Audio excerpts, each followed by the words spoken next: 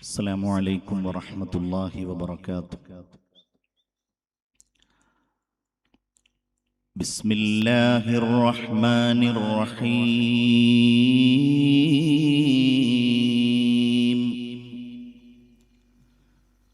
الحمد لله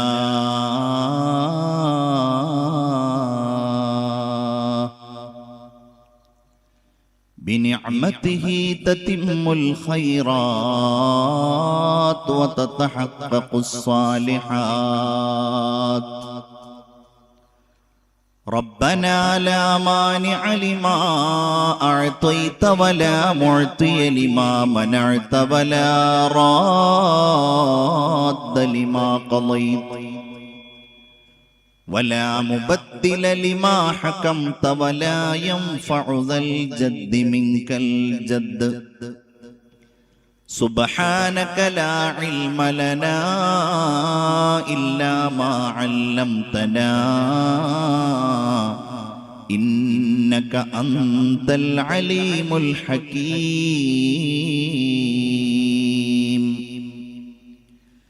صلى الله على سيدنا ونبينا وحبيبنا ومصطفانا ومجتبانا وقرة أعيننا وثمرة فؤادنا محمد صلى الله عليه وسلم وعلى آله وأصحابه أجمعين.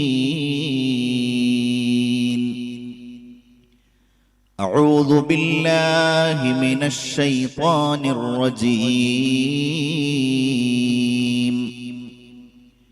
بسم الله الرحمن الرحيم. ووصينا الإنسان بوالديه حملته أمه وهنا على وهن وفصاله في عامين أن اشكر لي ولوالديك إلي المصير. صدق الله العلي العظيم. لقد أحاطت بنا في كل ناحية وأظلمت جللا والحمد لله. لم نرتجي كشف ضوء ثم حادثتي في كل نائبة إلا من الله.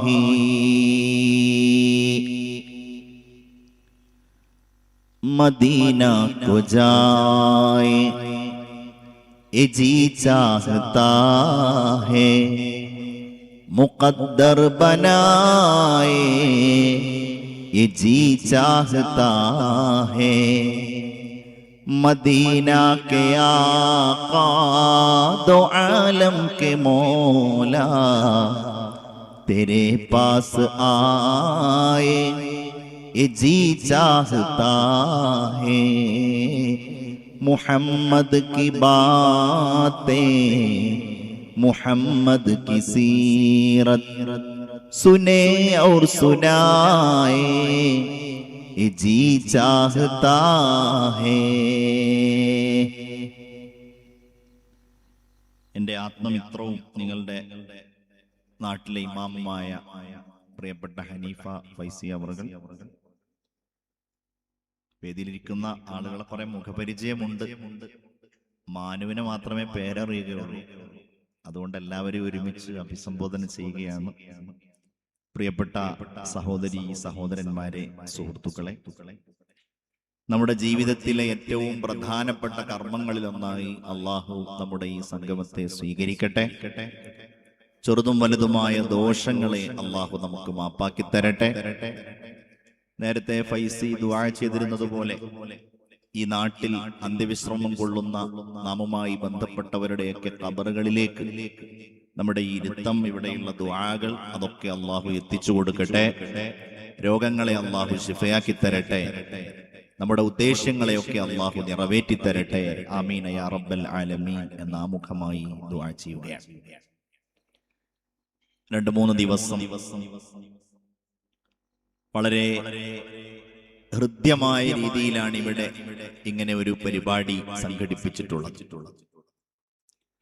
മജ്‌ലിസുന്നൂർ ചൊല്ലുക, ദുആ ചെയ്യുക, സയ്യിദുൽ ഉലമയുടെ ഒരു നസീഹത്ത് ഇവിടെ സംഘടിപ്പിക്കുക,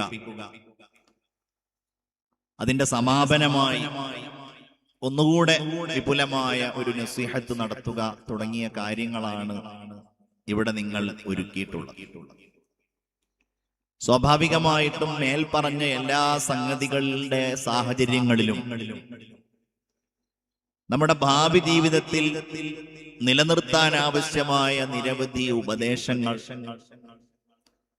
ഭാവിയിൽ നമ്മുടെ സ്വഭാവത്തിൽ ഉണ്ടായിരിക്കേണ്ട മാറ്റിത്തിരുത്തലുകൾ, ഇതൊക്കെ നമ്മളുടെ ഈ സദസ്സിൽ വെച്ച് പങ്കുവെക്കപ്പെടും. ഒരു മദ്രസയുടെ മുന്നിലാണ് നമ്മൾ ഇങ്ങനെ ഒരുക്കിയിട്ടുള്ളത്.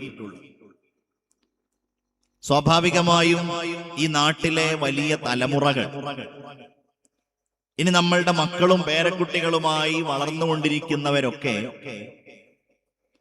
അവരുടെ ദീനീ ചിട്ടകളും ജീവിതവും ഒക്കെ പഠിച്ചെടുക്കുന്ന ഒരിടം കൂടിയാണ്. നമ്മൾ ഇവിടെ നിന്ന് നടത്തുന്ന ഉപദേശങ്ങളിലൂടെ, ഈ മദ്രസകളിൽ നിന്ന് ചെറുപ്പകാലത്ത് നമ്മൾ പഠിച്ചതും നമ്മുടെ സാമൂഹ്യ ജീവിതത്തിൽ നമ്മൾ അനുഭവിക്കുന്നതുമായ എല്ലാ കാര്യങ്ങളെയും ഒന്ന് ഓർത്തെടുക്കാനും കൂടുതൽ ഊർജ്ജസ്വലതയോടെ നമ്മുടെ ഈമാനികമായ വെളിച്ചത്തെ നിലനിർത്തുവാനും നമുക്ക് സാധ്യമാകണം. ഒരല്പസമയം ഞാനിവിടെ ഇങ്ങനെ സംസാരിക്കുന്നത്, ഈ ലോകത്ത് അള്ളാഹു നമുക്ക് നൽകിയ, നമ്മെ ഏൽപ്പിച്ച പ്രധാനപ്പെട്ട ഉത്തരവാദിത്തങ്ങളിൽ മുന്നിൽ നിൽക്കുന്ന നമ്മുടെ പ്രിയപ്പെട്ട ഉമ്മയോട്, ഉപ്പയോട്, ഇവരോടൊക്കെയുള്ള കടപ്പാടുകൾ, സ്നേഹം, കാരുണ്യം, ഇതിനെ സംബന്ധിച്ചൊക്കെ സംസാരിക്കുക എന്നതാണ് ഞാൻ ആഗ്രഹിക്കുന്നത്. സ്വാഭാവികമായും 2 കാരണങ്ങളാൽ നമ്മൾ ഇത്തരം വിഷയങ്ങൾ ശ്രദ്ധയോടെ കേൾക്കും. അതിൽ രണ്ടാമത്തെ കാര്യം, നമുക്കൊക്കെ മാതാപിതാക്കളുണ്ട് എന്നുള്ളതാണ്. നമ്മളൊക്കെ മക്കളാണ്, നമുക്കൊക്കെ മാതാപിതാക്കളുണ്ട്. അത് രണ്ടാമത്തെ കാര്യം. അപ്പൊ നമ്മുടെ മാതാപിതാക്കളോട്, അതും മാതാവ് പിതാവ് എന്ന ബന്ധം നമ്മൾ ആരംഭിച്ചിട്ട് 70 കൊല്ലമായി. ചില ആളുകളുടെ മാതാപിതാക്കൾ ഖബറിനുള്ളിലാണ്. അപ്പൊ അതുകൊണ്ട് അത്രയും രീതിയിലുള്ള ഒരു പ്രാധാന്യമേ നമ്മുടെ മാതാപിതാക്കൾ എന്ന അർത്ഥത്തിൽ, പ്രത്യേകിച്ച് നമ്മളെപ്പോലെ ജീവിതവുമായി മുന്നോട്ട് പോകുന്ന ആളുകൾ കാണുകയുള്ളൂ എന്നതുകൊണ്ടാണ് ഞാനത് രണ്ടാമത്തെ കാരണമായിട്ട് പറയുന്നത്. ഒന്നാമത്തെ കാരണം, നമുക്കൊക്കെ മക്കളുണ്ട്. ഇത്തരം വിഷയങ്ങളൊക്കെ എൻ്റെ മക്കൾ എത്രത്തോളം പ്രാവർത്തികമാക്കേണ്ടതാണ്, അതിൽ എത്രത്തോളം അവർ ശ്രദ്ധിക്കുന്നുണ്ട് എന്ന് ചിന്തിക്കാൻ സ്വാഭാവികമായും ഇത്തരം ചർച്ചകൾ നമ്മെ പ്രേരിപ്പിക്കാറുണ്ട്. രണ്ടും പ്രാധാന്യമുള്ളത്. ആമുഖമായി എനിക്ക് സൂചിപ്പിക്കാനുള്ള കാര്യം, ഞാൻ ഈ ആദ്യം പറഞ്ഞ വിഷയം എല്ലാവരും ആഗ്രഹിക്കുന്ന ഒരു സംഗതിയാണ്. എത്ര വലിയ അഹങ്കാരികളാണെങ്കിലും, അഹങ്കാരം എന്ന് പറഞ്ഞാൽ എനിക്ക് ആരുടെയും ഒരു സഹായം ആവശ്യമില്ല, ഇതെന്റെ വീടാണ്, എന്റെ നിയമമാണ് ഇവിടെ നടപ്പിലാക്കുക എന്നൊക്കെ പറഞ്ഞിട്ട് ഒരു രക്ഷിതാവിന്റെ, ഒരു പിതാവിന്റെ, ഒരു മാതാവിന്റെ ഒരു പെരുമാറ്റ രീതികളിൽ ഉണ്ടാകുന്ന ചില സമീപനങ്ങളുണ്ടല്ലോ. അങ്ങനെ മുന്നോട്ട് പോകുന്നവരാണെങ്കിലും ഒരു ഘട്ടത്തിലെങ്കിലും തുടർച്ചയായ രീതിയിൽ മക്കളുടെ സ്നേഹവും വാത്സല്യവും ആഗ്രഹിക്കാത്തവർ ആരുമില്ല. അതെല്ലാവരും ആഗ്രഹിക്കുന്ന ഒരു സംഗതിയാണ്. ഞാൻ ആമുഖമായിട്ട് പറയുന്ന കാര്യം അത് കേവലം ഒരു കടപ്പാടായി, കടമയായി അവർ നിർവഹിക്കേണ്ട ഒന്നാണ് എന്ന അർത്ഥത്തിൽ ഉപ്പമാരും ഉമ്മമാരും കാണരുത്. വളരെ പ്രധാനപ്പെട്ട ഒരു സംഗതിയാണ്. ഞാൻ അവന്റെ ഉപ്പയല്ലേ, ഞാൻ അവന്റെ ഉമ്മയല്ലേ, ഞാൻ അവനോട് ഏത് തരത്തിലുള്ള സമീപനം സ്വീകരിച്ചാലും അവൻ എന്നോട് ഈ വഅളിൽ പറഞ്ഞ, ഈ നസീഹത്തിൽ പറഞ്ഞ കാരുണ്യവും സ്നേഹവും കടപ്പാടുമൊക്കെ നൽകിയേ മതിയാവൂ. അതൊരു വസ്തുതയാണ്, അത് ശരിയാണ്. പക്ഷേ നമ്മൾ അങ്ങനെയല്ല അതിനെ കാണേണ്ടത്. എന്നോടവർ സ്നേഹവും കാരുണ്യവും കാണിക്കാൻ ആവശ്യമായ എല്ലാ വാതിലുകളും ചെറുപ്പം മുതലേ അവർക്ക് നമ്മൾ തുറന്നിട്ട് കൊടുക്കണം. നമ്മൾ ആ വാതിലൊക്കെ അടച്ചു, രൂക്ഷമായ സമീപനം അവരോട് സ്വീകരിച്ചു, മോശമായിട്ട് നമ്മൾ അവരോട് പെരുമാറി. അങ്ങനെ ഇരിക്കെ നമുക്ക് പ്രായമായി, നമ്മൾ അവശതയിലായി. അപ്പൊ നമ്മൾ എങ്ങനെ ആഗ്രഹിക്കുകയാണ്, അവന്റെ വാപ്പയല്ലേ ഞാന്, അവന്റെ ഉമ്മയല്ലേ ഞാന്. ഞാൻ ആവർത്തിച്ചു പറയുന്നു, നമ്മളുടെ ആ ധാരണ ശരിയാണ് എങ്കിൽ തന്നെയും നമ്മളുടെ ഉത്തരവാദിത്തം എന്താണ്? അതിനാവശ്യമായ വഴികൾ, മാർഗങ്ങൾ, കവാടങ്ങൾ നമ്മൾ അവർക്ക് തുറന്ന് ഒരുക്കി കൊടുക്കണം. ഇത് ഈ വിഷയത്തിൽ വളരെ പ്രധാനപ്പെട്ട ഒരു കാര്യമാണ്, ഒരു സംഗതിയാണ്. ഞാൻ അങ്ങനെ പറയാനുള്ള കാരണം, ആധുനിക കാലഘട്ടത്തിലെ രക്ഷിതാക്കൾ വലിയ പരിഭവത്തിലാണ്, പരാതിയിലാണ്. ചെറിയ കുട്ടികളെ സംബന്ധിച്ചല്ല, വലിയ ആളുകളെ സംബന്ധിച്ച്, മുതിർന്നവരെ സംബന്ധിച്ച്. എന്താണ്? മാതാപിതാക്കൾ അവരോട് പിണങ്ങിയിരിക്കുന്നു, മക്കൾ അവരോട് പിണങ്ങിയിരിക്കുന്നു ചെറുപ്പത്തിൽ.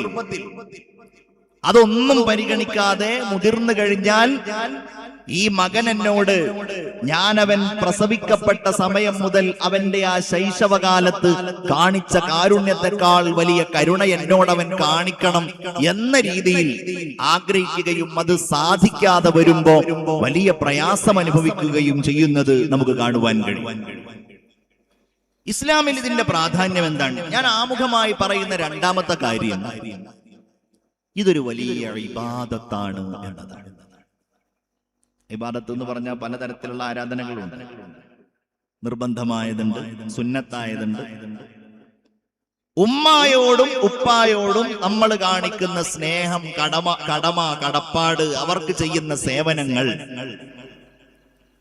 ഇതൊരു വലിയ ഇബാദത്താണ്. മക്കളോട് കാണിക്കുന്നതും അങ്ങനെയാണ്. പക്ഷെ നിങ്ങൾ ചിന്തിച്ചു നോക്കൂ, മക്കളോട് നിങ്ങൾ എങ്ങനെ സ്നേഹം കാണിക്കണം, ഏത് തരത്തിൽ അവരോട് പെരുമാറണം, ഏതൊക്കെ രൂപത്തിൽ അവരോട് നിങ്ങൾ വാത്സല്യം കാണിക്കണം എന്നിങ്ങനെ ഖുർആൻ വിശദീകരിച്ചത് നമുക്ക് കാണാൻ കഴിയും. കാരണം അതെല്ലാ ജന്തുക്കളും കാണിക്കുന്ന ഒരു സംഗതിയാണ്, മനുഷ്യരും കാണിക്കുന്ന ഒരു രീതിയാണ്. കാക്കക്കും തൻകുഞ്ഞ് പൊൻകുഞ്ഞ് എന്ന് പറയാറുണ്ട്. എന്നാൽ മാതാപിതാക്കളുടെ കാര്യത്തിൽ അങ്ങനെയല്ല. ജീവജാലങ്ങൾക്ക് പോലും വളരെ കുറഞ്ഞ കാലം മാത്രമാണ് ആ ഒരു ബന്ധം നിലനിർത്താൻ കഴിയുകയുള്ളൂ. രക്ഷിതാക്കളായ നമ്മളോടുള്ള സമീപനം, മാതാപിതാക്കളോടുള്ള സമീപനം, ഒരുപക്ഷെ മക്കൾ വളർന്ന് വലുതാകുമ്പോ ആ സ്നേഹവും ബന്ധവും ഒക്കെ ഇങ്ങനെ പിറകോട്ട് പോകുന്ന ഒരു സമീപനം ഉണ്ടാകുന്നത് കൊണ്ടാണ് അള്ളാഹു ഖുർആനിൽ ഒരു വലിയ ഇബാദത്തായതുകൊണ്ട് സവിസ്തരം അതിനെക്കുറിച്ച് പ്രതിപാദിക്കും. ഈ നിർബന്ധമായ ഇബാദത്തിന്റെ ഗൗരവം മനസ്സിലാക്കാൻ ഞാൻ സാന്ദർഭികമായി ഒരു ഹദീസ് നിങ്ങളുടെ ശ്രദ്ധയിൽ കൊണ്ടുവരികയാണ്. ഇബ്നു അബ്ബാസ് റളിയല്ലാഹു അൻഹു നിവേദനം ചെയ്യുന്നതായി കാണാൻ കഴിയും. ലാ തുഖ്ബലു സലാസത്തുൻ ഇല്ലാ മഅ സലാസ. മൂന്ന് കാര്യങ്ങളോടൊപ്പമല്ലാതെ അല്ലാഹു മൂന്ന് കാര്യങ്ങളെ സ്വീകരിക്കുകയില്ല. ഒന്ന്, അസ്സലാത്തു ഇല്ലാ മഅസ് സകാത്ത്. സക്കാത്ത് കൊടുക്കാതെ ഒരാളുടെ നിസ്കാരത്തെ അല്ലാഹു സ്വീകരിക്കുകയില്ല. 7 വയസ്സ് മുതൽ നിസ്കാരം തുടങ്ങിയ ഒരാൾ, നിസ്കാരത്തോടുള്ള അടുപ്പം ജീവിതകാലത്ത് നിലനിർത്തുന്ന ഒരാൾ ഒരുപക്ഷെ നിസ്കാരം ഉപേക്ഷിക്കുന്ന കാര്യത്തിൽ വലിയ ശ്രദ്ധാലുവായിരിക്കും. സക്കാത്ത് എന്ന് പറയുന്നത് 7ാമത്തെ വയസ്സിൽ ആരംഭിക്കുന്നില്ലല്ലോ. സാമ്പത്തികമായ പുരോഗതി നേടുമ്പോ കച്ചവടവും സമാനമായ സംഗതികളുമൊക്കെ ഉണ്ടാകുമ്പോഴാണല്ലോ ഒരാൾ സക്കാത്ത് കൊടുക്കുന്നത്. ജീവിതത്തിൽ അപൂർവമായിരിക്കും ഒട്ടുമിക്ക പേർക്കും സക്കാത്ത് എന്ന് പറയുന്നതിന്റെ നിർബന്ധമായ ബാധ്യത വരുന്നത്. ആ സക്കാത്ത് കൊടുക്കേണ്ടി വരുമ്പോ വലിയ സംഖ്യ അതിനു വേണ്ടി വർഷത്തിൽ മാറ്റിവെക്കേണ്ടി വരുമ്പോ മനുഷ്യന്റെ ഹൃദയത്തിൽ പിശുക്ക് രൂപപ്പെടും. കൊടുക്കണോ എന്നവൻ ചിന്തിക്കും, കൊടുക്കാതിരിക്കാൻ പിശാച് അവനോട് പറയും. സക്കാത്ത് കൊടുക്കാൻ മടിച്ചവൻ അതിൽ നിന്ന് പിന്മാറിയാൽ അവന്റെ നിസ്കാരത്തെ അല്ലാഹു സ്വീകരിക്കുകയില്ല. കാരണം ഖുർആനിൽ സക്കാത്ത് പറയുന്നതെല്ലാം നിസ്കാരത്തോട് ചേർത്തിട്ടാണ് അല്ലാഹു പറഞ്ഞിട്ടുള്ളത്. വഅഖീമുസ് സ്വലാത്ത വആതുസ് സക്കാത്ത്.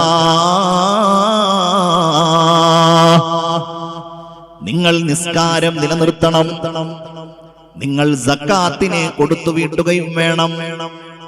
അലിഫ് ലാം മീം ദാലികൽ കിതാബു ലാ റൈബ ഫീഹി ഹുദൽ ലിൽ മുത്തഖീൻ.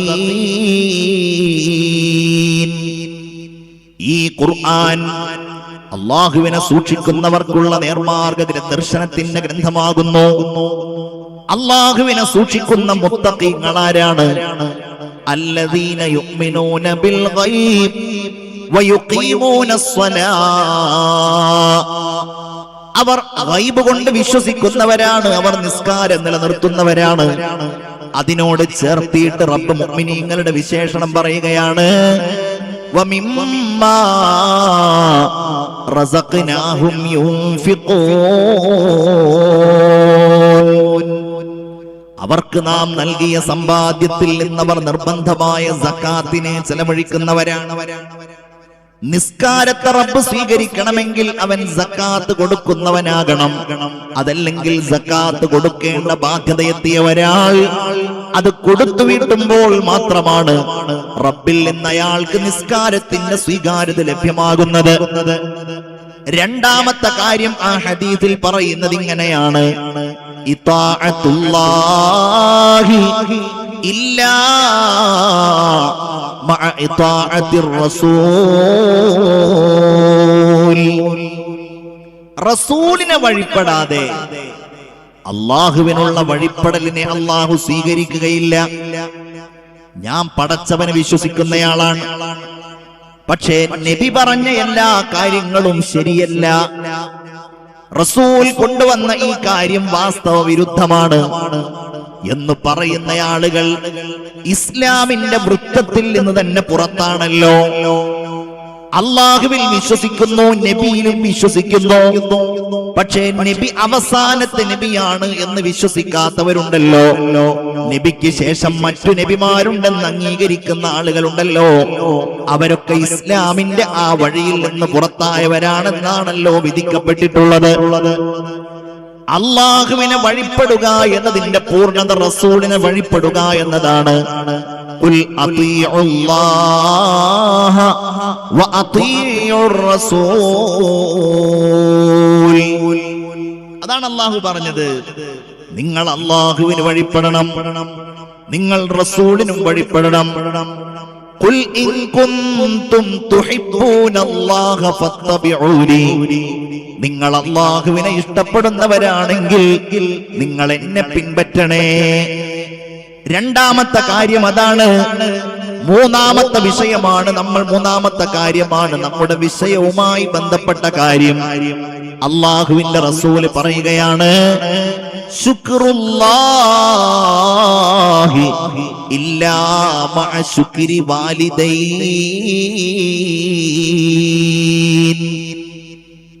കേൾക്കണേ നിങ്ങൾ, അല്ലാഹുവിനുള്ള നന്ദിയെ അല്ലാഹു സ്വീകരിക്കില്ല. അല്ലാഹുള്ള നന്ദി എന്ന് പറഞ്ഞാൽ എന്താ? അൽഹംദുലില്ലാ എന്ന് പറഞ്ഞാൽ അത് അല്ലാഹുവിനുള്ള നന്ദിയാണ്. ഏത് കാര്യങ്ങളും നമുക്ക് കഴിവ് നൽകിയവൻ അല്ലാഹുവാണല്ലോ. ജനങ്ങളോട് നമ്മൾ കാണിക്കുന്ന നന്ദി വരെ അല്ലാഹുവിനുള്ള നന്ദിയാണ്. എല്ലാ ഇബാദത്തുകളും ആരാധനകളും അല്ലാഹുവിനുള്ള ശുക്റാണ്. നിസ്കാരം ശുക്റാണ്. നമ്മൾ ഈ പറയുന്നത് അല്ലാഹുവിനോടുള്ള നന്ദിയാണ്. നമ്മൾ ഈ മജ്ലിസിൽ വന്നിരുന്ന് അവന് വേണ്ടി ഇബാദത്തിന്റെ മാർഗമായിട്ട് ഈ സദസ്സിൽ വന്നിരിക്കുന്നത് റഹ്മാനായ റബ്ബിന് വേണ്ടിയുള്ള ശുക്റാണ്, നന്ദിയാണ്. ഇതിലൊക്കെ നമ്മൾ പ്രതീക്ഷിക്കുന്ന കാര്യം എന്താണ്? റബ്ബിൽ നിന്നുള്ള പ്രതിഫലമാണല്ലോ. നിസ്കരിച്ചാൽ അല്ലാഹു നമുക്ക് സ്വർഗം തരുമെന്നുള്ളതാണല്ലോ. ഞാൻ ഏതെങ്കിലും തരത്തിലുള്ള നന്മകൾ ചെയ്യുന്നവനാണെങ്കിൽ അതിനൊക്കെ അല്ലാഹു എനിക്ക് കൂലി നൽകുന്നവനാണ് എന്നതാണല്ലോ എന്റെ പ്രതീക്ഷ.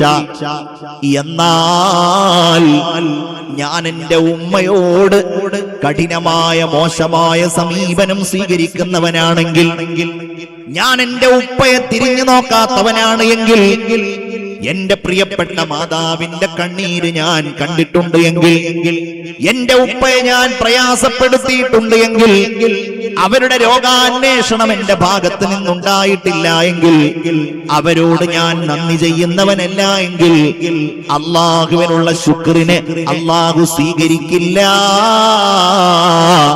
കാരണം എന്താണ്? അല്ലാഹു ഖുർആനിൽ വ്യക്തമായി പറഞ്ഞ കാര്യമാണ്. അനിഷ്കുർലി, നിങ്ങൾ എനിക്ക് നന്ദി ചെയ്യണേ. വലിവാലിദൈ, നിങ്ങളുടെ മാതാവിനും പിതാവിനും നിങ്ങൾ നന്ദി ചെയ്യണേ. നിങ്ങൾ അത് ചെയ്തവരാണെങ്കിലും അല്ലെങ്കിലും ഇലയ്യൽ മസീർ, നിങ്ങളിലേക്കാണ്, എന്നിലേക്കാണ് നിങ്ങളുടെ മടക്കം എന്ന് അല്ലാഹു പറഞ്ഞതാണല്ലോ. അപ്പൊ ഞാൻ ആമുഖമായിട്ട് പറഞ്ഞ ആ കാര്യം നമ്മൾ ആലോചിക്കണം. നമ്മളുടെ മക്കളുടെ ഇബാദത്തുകൾ അല്ലാഹു സ്വീകരിക്കണമെങ്കിൽ അവർ നമ്മളോട് സ്നേഹം കാണിക്കുന്നവരാകണം.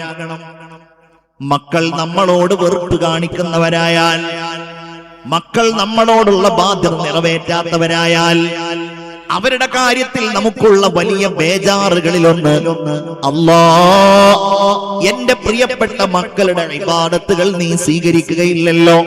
ഹജ്ജ് ചെയ്യുന്നവർ, പണം ചെലവഴിക്കുന്നവർ, സ്വതക്ക ചെയ്യുന്നവർ, പള്ളിയിൽ നിന്ന് എഴുന്നേറ്റ് പോരാത്തവർ, മാതാവിനോടും പിതാവിനോടുമുള്ള അവരുടെ വർത്തമാനം ശരിയല്ല എങ്കിൽ, അത് പ്രയാസപ്പെടുന്ന സാഹചര്യമാണ് എങ്കിൽ, റഹ്മാനായ റബ്ബ് സുബ്ഹാനഹു വ തആല അല്ലാഹുവിനുള്ള ഇബാദത്തുകളെ, ശുക്രിനെ അല്ലാഹു തആല കാണുന്നില്ല. അപ്പൊ നിങ്ങളൊന്ന് ചിന്തിച്ചു നോക്കിയേ, ഇതെത്ര വലിയ ഇബാദത്താണ്. ഇതൊരു നിസ്സാരമായ സംഗതിയല്ലല്ലോ. ഓരോ മനുഷ്യന്റെയും വിജയത്തെയും പരാജയത്തെയും നിർണയിക്കുന്ന കാര്യം ഇതാണല്ലോ. ഇത് വിശുദ്ധമായ ദീനിന്റെ ഏറ്റവും മനോഹരമായ ഒരടയാളമാണ്. അല്ലാഹുവിന്റെ ദീൻ ലോകത്തിന്റെ മുമ്പിൽ അവതരിപ്പിക്കുന്ന ഒരിക്കലും മാറ്റമില്ലാത്ത ഒരു സാമൂഹിക മര്യാദയാണ്, ഒരു വ്യക്തിപരമായ ബാധ്യതയാണ്, കുടുംബ ജീവിതത്തിന്റെ കരുത്താണ് ഈ പറയുന്ന സംഗതി. അങ്ങനെ നമ്മൾ പറയാൻ കാരണം എന്താ? ഈ വ്യവസ്ഥിതിയെ ലോകത്ത് ചോദ്യം ചെയ്യപ്പെടുന്ന അവസ്ഥയുണ്ട്. മാതാവ് പിതാവ് എന്ന തരത്തിൽ എന്തിനങ്ങനെ ഒരു കടപ്പാട് നമ്മൾ സ്വീകരിക്കണം എന്ന് പുതിയ തലമുറയിൽ ചോദ്യമുയരുന്നുണ്ട്. അങ്ങനെ ഒരു ബാധ്യത നിറവേറ്റാൻ താല്പര്യം കാണിക്കാതെ മാതാവ് പിതാവ് തരത്തിലുള്ള ബന്ധം മക്കൾക്ക് കാണിച്ചു കൊടുക്കാതെ പാശ്ചാത്യ ലോകത്ത് 10,000-കണക്കിന് കുഞ്ഞുങ്ങൾ നൂറ്റാണ്ടുകളായി വളർന്നു വരുന്നവർക്കിടയിൽ സാമൂഹികമായ അരാജകത്വങ്ങൾ നിലനിൽക്കുന്നത് നമുക്ക് കാണാൻ കഴിയാറുണ്ട്. ഏറ്റവും കൂടുതൽ ചർച്ച ചെയ്യപ്പെട്ട വായിക്കപ്പെട്ട പുസ്തകങ്ങളിൽ ഒരു പുസ്തകത്തിന്റെ പേര് തന്നെ ഫാദർലെസ് അമേരിക്ക എന്നതാണ്. അമേരിക്കയിൽ പിതാക്കന്മാരില്ലാത്ത മക്കൾ, അവരിലൂടെ ഉണ്ടാകുന്ന സാമൂഹിക ദുരന്തങ്ങൾ കാണാറില്ലേ? അവിടെ തോക്കുകൾ ഉപയോഗിച്ച് വിദ്യാർത്ഥികൾ സ്കൂളുകളിൽ വെടിവെപ്പ് നടത്തും. കൊലപാതകങ്ങളും കൊള്ളകളും ചെറിയ കുട്ടികളിൽ നിന്നുണ്ടാകും. അതെങ്ങനെ ഉണ്ടാകുന്നു എന്ന അന്വേഷണത്തിന്റെ പിന്നാമ്പുറങ്ങളിലേക്ക് പോയാൽ ഈ പറയുന്ന ഒരു വ്യവസ്ഥ മാതാവ്, പിതാവ്, മക്കൾ, അവർക്കിടയിലുള്ള സഹവാസങ്ങൾ, ഇതൊന്നുമില്ലാത്തത് അതിന്റെ വലിയ കാരണമാണ്. നമ്മളുടെ നാടുകളിൽ വൃദ്ധസദനങ്ങൾ വല്ലാതെ വർദ്ധിച്ചു വരികയാണ്. എവിടെയൊക്കെയാണ് വൃദ്ധസദനങ്ങൾ എന്ന് ചോദിച്ചാൽ, നിങ്ങളുടെ ഈ തമിഴ്നാട്ടിലും ഇതിന്റെ പരിസര പ്രദേശങ്ങളിലും എത്രയുണ്ട് എന്ന് എനിക്കറിയില്ല. നമ്മളുടെ പരിസരങ്ങളിൽ, നമ്മൾ താമസിക്കുന്ന ഇടങ്ങളിൽ, കേരളത്തിന്റെ പല ഭാഗങ്ങളിലും വേദനാജനകമായ രീതിയിൽ വൃദ്ധസദനങ്ങൾ ഇങ്ങനെ വല്ലാതെ വളർന്നു വരുന്നത് നമുക്ക് കാണുവാൻ കഴിയുന്നു. എന്നാൽ വൃദ്ധന്മാരും പ്രായമേറിയ ആളുകളും അതിനെ സംബന്ധിച്ച് പറയുന്ന കാര്യം, ഇങ്ങനെ ഒരു സംഗതി ഉണ്ടായത് ഞങ്ങളെ സംബന്ധിച്ചിടത്തോളം വലിയ അനുഗ്രഹമാണ് എന്നതാണ്. എന്താ? ഏതായാലും മക്കളുടെ സ്നേഹമോ വാത്സല്യമോ കാരുണ്യമോ നമുക്ക് കിട്ടുന്നില്ല, അത് പ്രതീക്ഷിക്കാൻ കഴിയില്ല. മരണം വരെ താമസിക്കാൻ ഇങ്ങനെ ഒരു സ്ഥലം നമുക്ക് കിട്ടുന്നുണ്ടല്ലോ എന്നുള്ളതാണ് ആലോചിക്കുന്നത്. കേരളത്തില് ഒട്ടനേകം വൃദ്ധസദനങ്ങളുണ്ട്, വളരെ പ്രസിദ്ധമായ വൃദ്ധസദനങ്ങളുണ്ട്. കൊല്ലം ജില്ലയിലെ പത്തനാപുരം എന്ന് പറയുന്ന സ്ഥലത്ത് അവിടെ ഒരു ഗാന്ധി ഭവനും. ഞാൻ അത് മാത്രം പറയുന്നതെന്നറിയോ,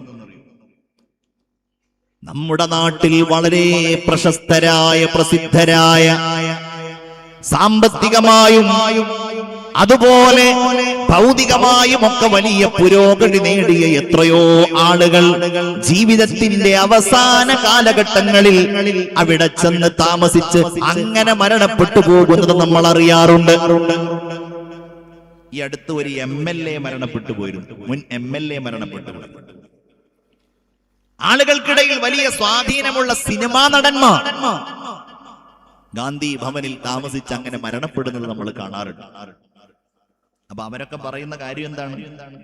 ഞങ്ങളെ സംബന്ധിച്ചിടത്തോളം വലിയ ആശ്വാസമാണിത് എന്നതാണ്. കാരണം മക്കളിൽ നിന്ന് ഏതായാലും ആ സ്നേഹമോ ഇഷ്ടമോ ഒന്നും കിട്ടുന്നില്ലല്ലോ, ഇങ്ങനെ സമാധാനത്തിൽ മരിച്ചു പോകാമല്ലോ എന്നാണ് ആലോചിക്കുന്നത്. അവിടെ മരണപ്പെട്ട ആളുകളുടെ വർത്തമാനങ്ങൾ പത്രങ്ങളിൽ വരുമ്പോൾ അവരുടെ മക്കളുടെ പ്രതികരണങ്ങൾ പലപ്പോഴും നമ്മളെ അത്ഭുതപ്പെടുത്താറുണ്ട്. അച്ഛൻ മരിച്ചതറിഞ്ഞു, അല്ലെങ്കിൽ അവിടെ മരണപ്പെട്ട വിവരം അറിഞ്ഞു, ഏതായാലും ഇത്രയും കാലം അവിടെ തന്നെയാണല്ലോ താമസിച്ചത്, ഇനി എനിക്കതിന്റെ പേരിൽ പ്രത്യേകമായ ഒരു ബാധ്യത നിർവഹിക്കാനില്ല എന്ന് ഇത്തരം ഇടങ്ങളിൽ പറയുന്നത് നമ്മൾ കേൾക്കാറുണ്ട്. ഇവിടെയാണ് ഖുർആനിന്റെ മനോഹരമായ അധ്യാപനങ്ങൾ എത്ര വിശദമായാണ് വിശകലനം ചെയ്താണ് അതിന്റെ ഓരോ വാക്കുകളിലും ആ മാതാവിന്റെയും പിതാവിന്റെയും പ്രത്യേകതകൾ പറഞ്ഞുകൊണ്ടാണ് റഹ്മാനായ റബ്ബ് സുബ്ഹാനഹു വ തആല ഇതിന്റെ കടപ്പാടുകളും ബാധ്യതകളും വിശകലനം ചെയ്തിട്ടുള്ളത് എന്ന് നമ്മൾ അറിയണം. നമ്മൾ അറിയുമ്പോൾ ഉപ്പമാരെ നമുക്കൊരു അഭിമാനമാണ്.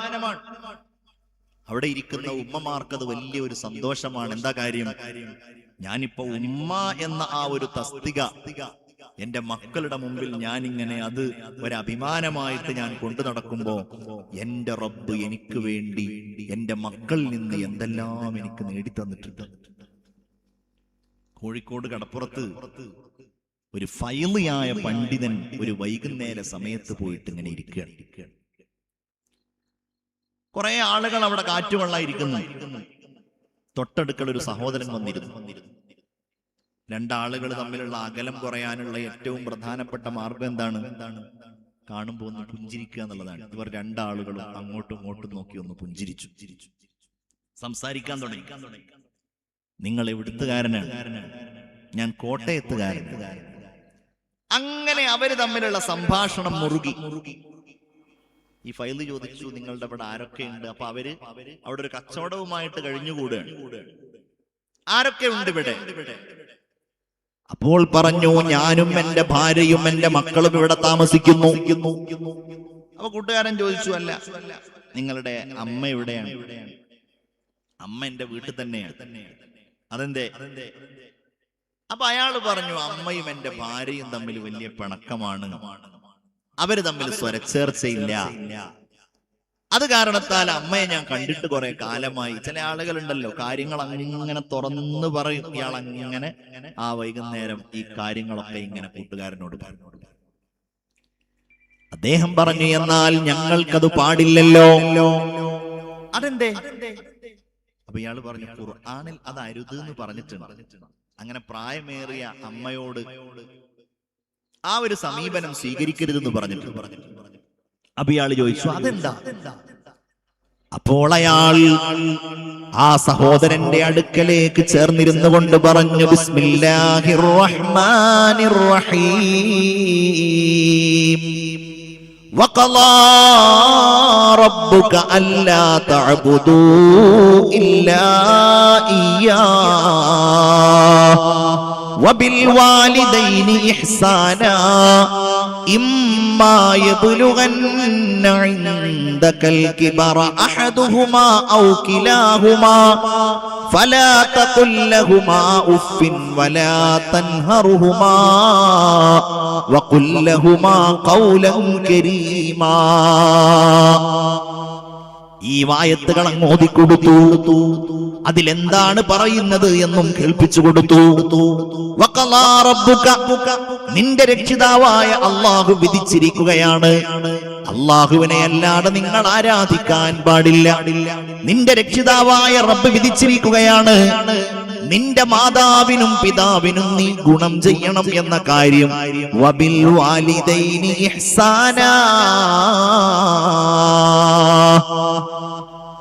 ഖുർആനിന്റെ ഈ വാക്ക് ഞാൻ പ്രത്യേകിച്ച് ചെറിയ കുട്ടികളോടും കൂടെ ചോദിക്കുക, നിങ്ങളവിടെ വേറെന്തോ പണിയിലാണോ? അല്ലോ.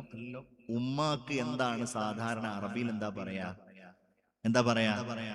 ഉമ്മുൻ എന്നല്ലേ പറയാ? പാപ്പാക്ക് എന്താ പറയാ?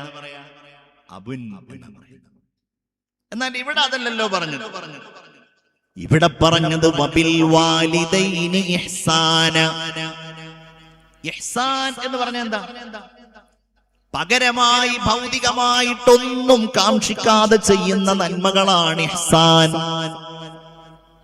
ഞാൻ അവന് കല്യാണത്തിന്റെ അന്ന്, മകളുടെ കല്യാണത്തിന്റെ അന്ന് 5000 രൂപ കൊടുത്തു.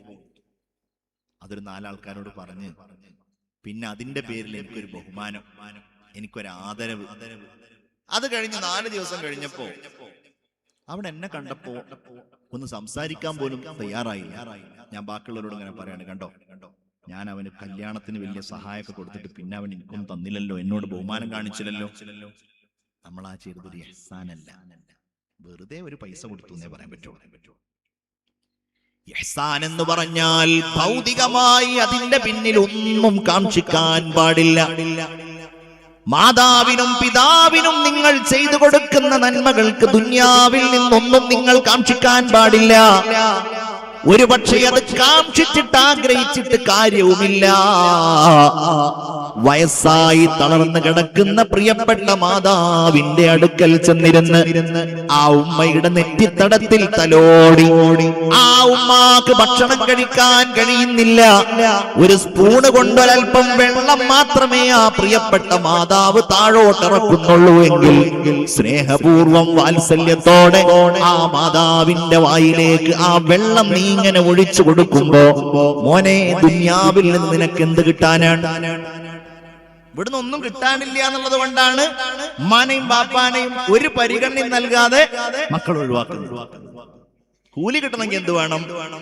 വബിൽ വാലിദൈനി ഇഹ്സാനാ.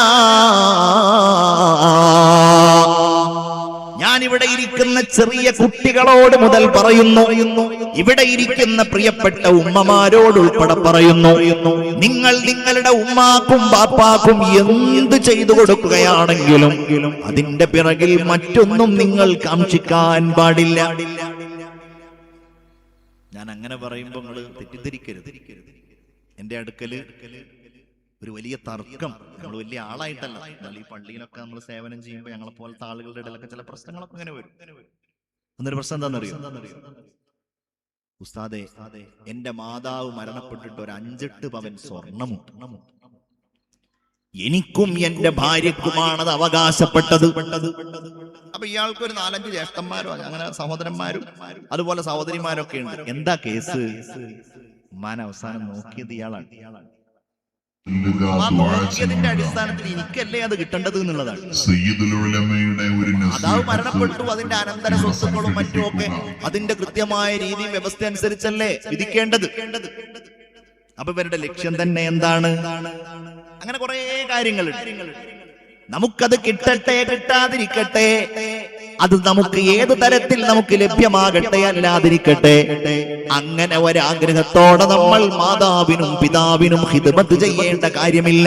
ചെയ്തത് കൊണ്ടൊരു വലിയ നേട്ടവും നമുക്ക് കിട്ടാനില്ല. ദുനിയാവിൽ നിന്ന് ആഗ്രഹിക്കാതെ ചെയ്യണം എന്നുള്ളത് കൊണ്ടാണ് വബിൽ വാലിദൈനി ഇഹ്സാനാ.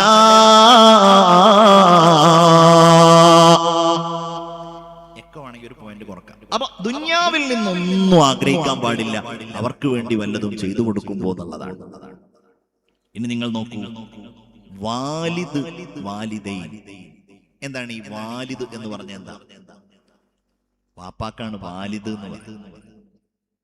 നമ്മളൊക്കെ വാലിദാണ്. വാലിദ്. കുട്ടിക്ക് എന്താ പറയാ? വലതുൻ എന്ന് പറയും അല്ലേ? വലതുൻ. ഉമ്മാക്ക് വാലിദത്ത് എന്ന് പറയും. മൗലിദ്, മൗലൂദ് എന്നൊക്കെ കേട്ടിട്ടില്ലേ? ജനിച്ച സമയം, ജനിച്ച സ്ഥലം, ഇതൊക്കെ എന്തിൽ നിന്നുണ്ടാകുന്നതാണ്? ഈ പദം, ഈ വാക്ക്, ഇതെങ്ങനെ വന്ന വാക്കാണ്? അല്ലാഹു ഖുർആനിൽ ആ പ്രയോഗം നടത്തുന്നത് നമുക്ക് വേണ്ടി സഹിച്ച ആ ത്യാഗത്തെ അടിസ്ഥാനമാക്കിയാണ്. ഒരു മനുഷ്യൻ മറ്റൊരാൾക്ക് വേണ്ടി ലോകത്ത് സഹിച്ച ത്യാഗങ്ങളിൽ ഏറ്റവും വലിയ ത്യാഗം, പ്രിയപ്പെട്ടവരെ, ഉമ്മ നമുക്ക് വേണ്ടി സഹിച്ച ത്യാഗമാണ്. നമ്മളൊക്കെ ലോകത്ത് ഒരാൾക്കും ഈ ലോകത്ത് ഒറ്റക്ക് ജീവിക്കാൻ കഴിയില്ല.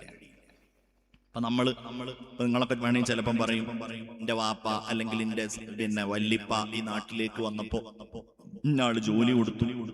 ശരിയാണ്. അല്ലെങ്കിൽ ഇന്നാള് അവർക്ക് കച്ചവടത്തിനുള്ള സൗകര്യം ചെയ്തു കൊടുത്തു.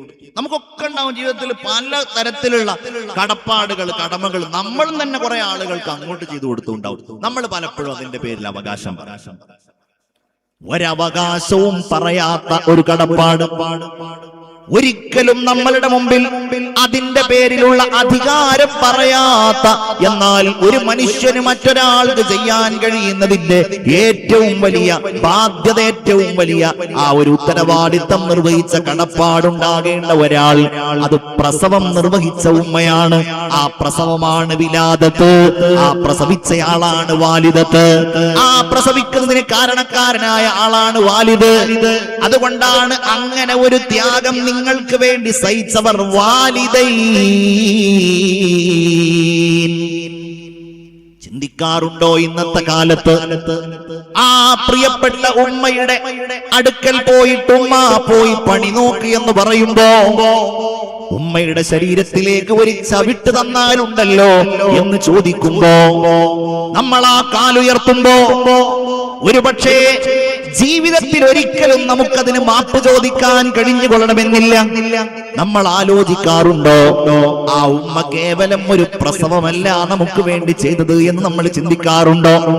നമ്മളുടെ ഭാര്യ ഗർഭിണിയാകുമ്പോ ആ ഗർഭത്തിന്റെ വേവനാദികൾ നമ്മൾ പലപ്പോഴും കണ്ടതാണല്ലോ.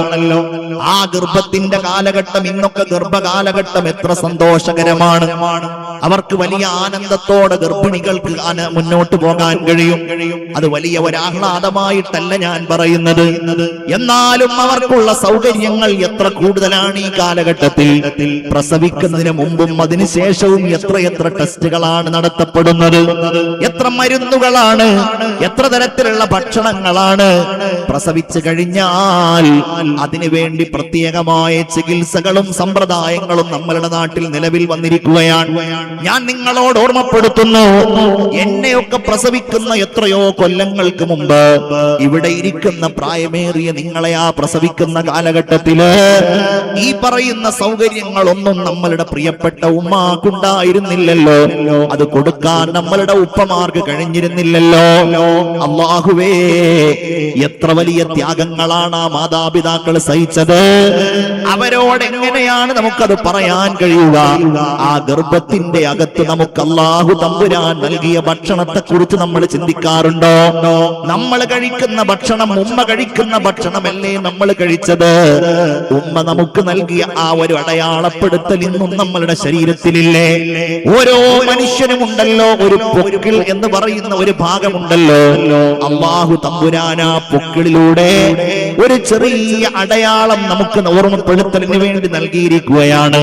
അതിലൂടെ ആ മാതാവിൽ നിന്ന്, മാതാവിന്റെ വയറ്റിൽ നിന്ന് നമുക്ക് ആവശ്യമായ പോഷകങ്ങൾ നമ്മൾ ഭക്ഷണമായിട്ട് ശേഖരിച്ച് നമുക്ക് അല്ലാഹു തമ്പുരാൻ നൽകുകയാണ്. അങ്ങനെ 9 മാസക്കാലത്തിലേറെ 10 മാസത്തോളം ഈ ഇരിക്കുന്ന നമ്മളെ ഓരോരുത്തരെയും നമ്മുടെ പ്രിയപ്പെട്ട മാതാവ് ഗർഭം ചുമന്നു. പ്രസവത്തെ കുറിച്ച് ഖുർആൻ പറഞ്ഞത് എന്താ? ഹമലതുഹു ഉമ്മുഹു വഹ്നൻ അലാ വഹ്ൻ. പ്രയാസത്തിനുമേൽ പ്രയാസം സഹിച്ചാണ് മാതാവ് അവനെ ഗർഭം ചുമന്നിരിക്കുന്നത് എന്നുള്ളതാണ്. ഉമ്മാനെ ചീത്ത പറയുന്നവർ, ഉമ്മായോട് പോയി പണി നോക്കാൻ പറയുന്നവർ, താലോല പാട്ടുകൾ പോലെ വേറൊരു പാട്ടുണ്ടോ?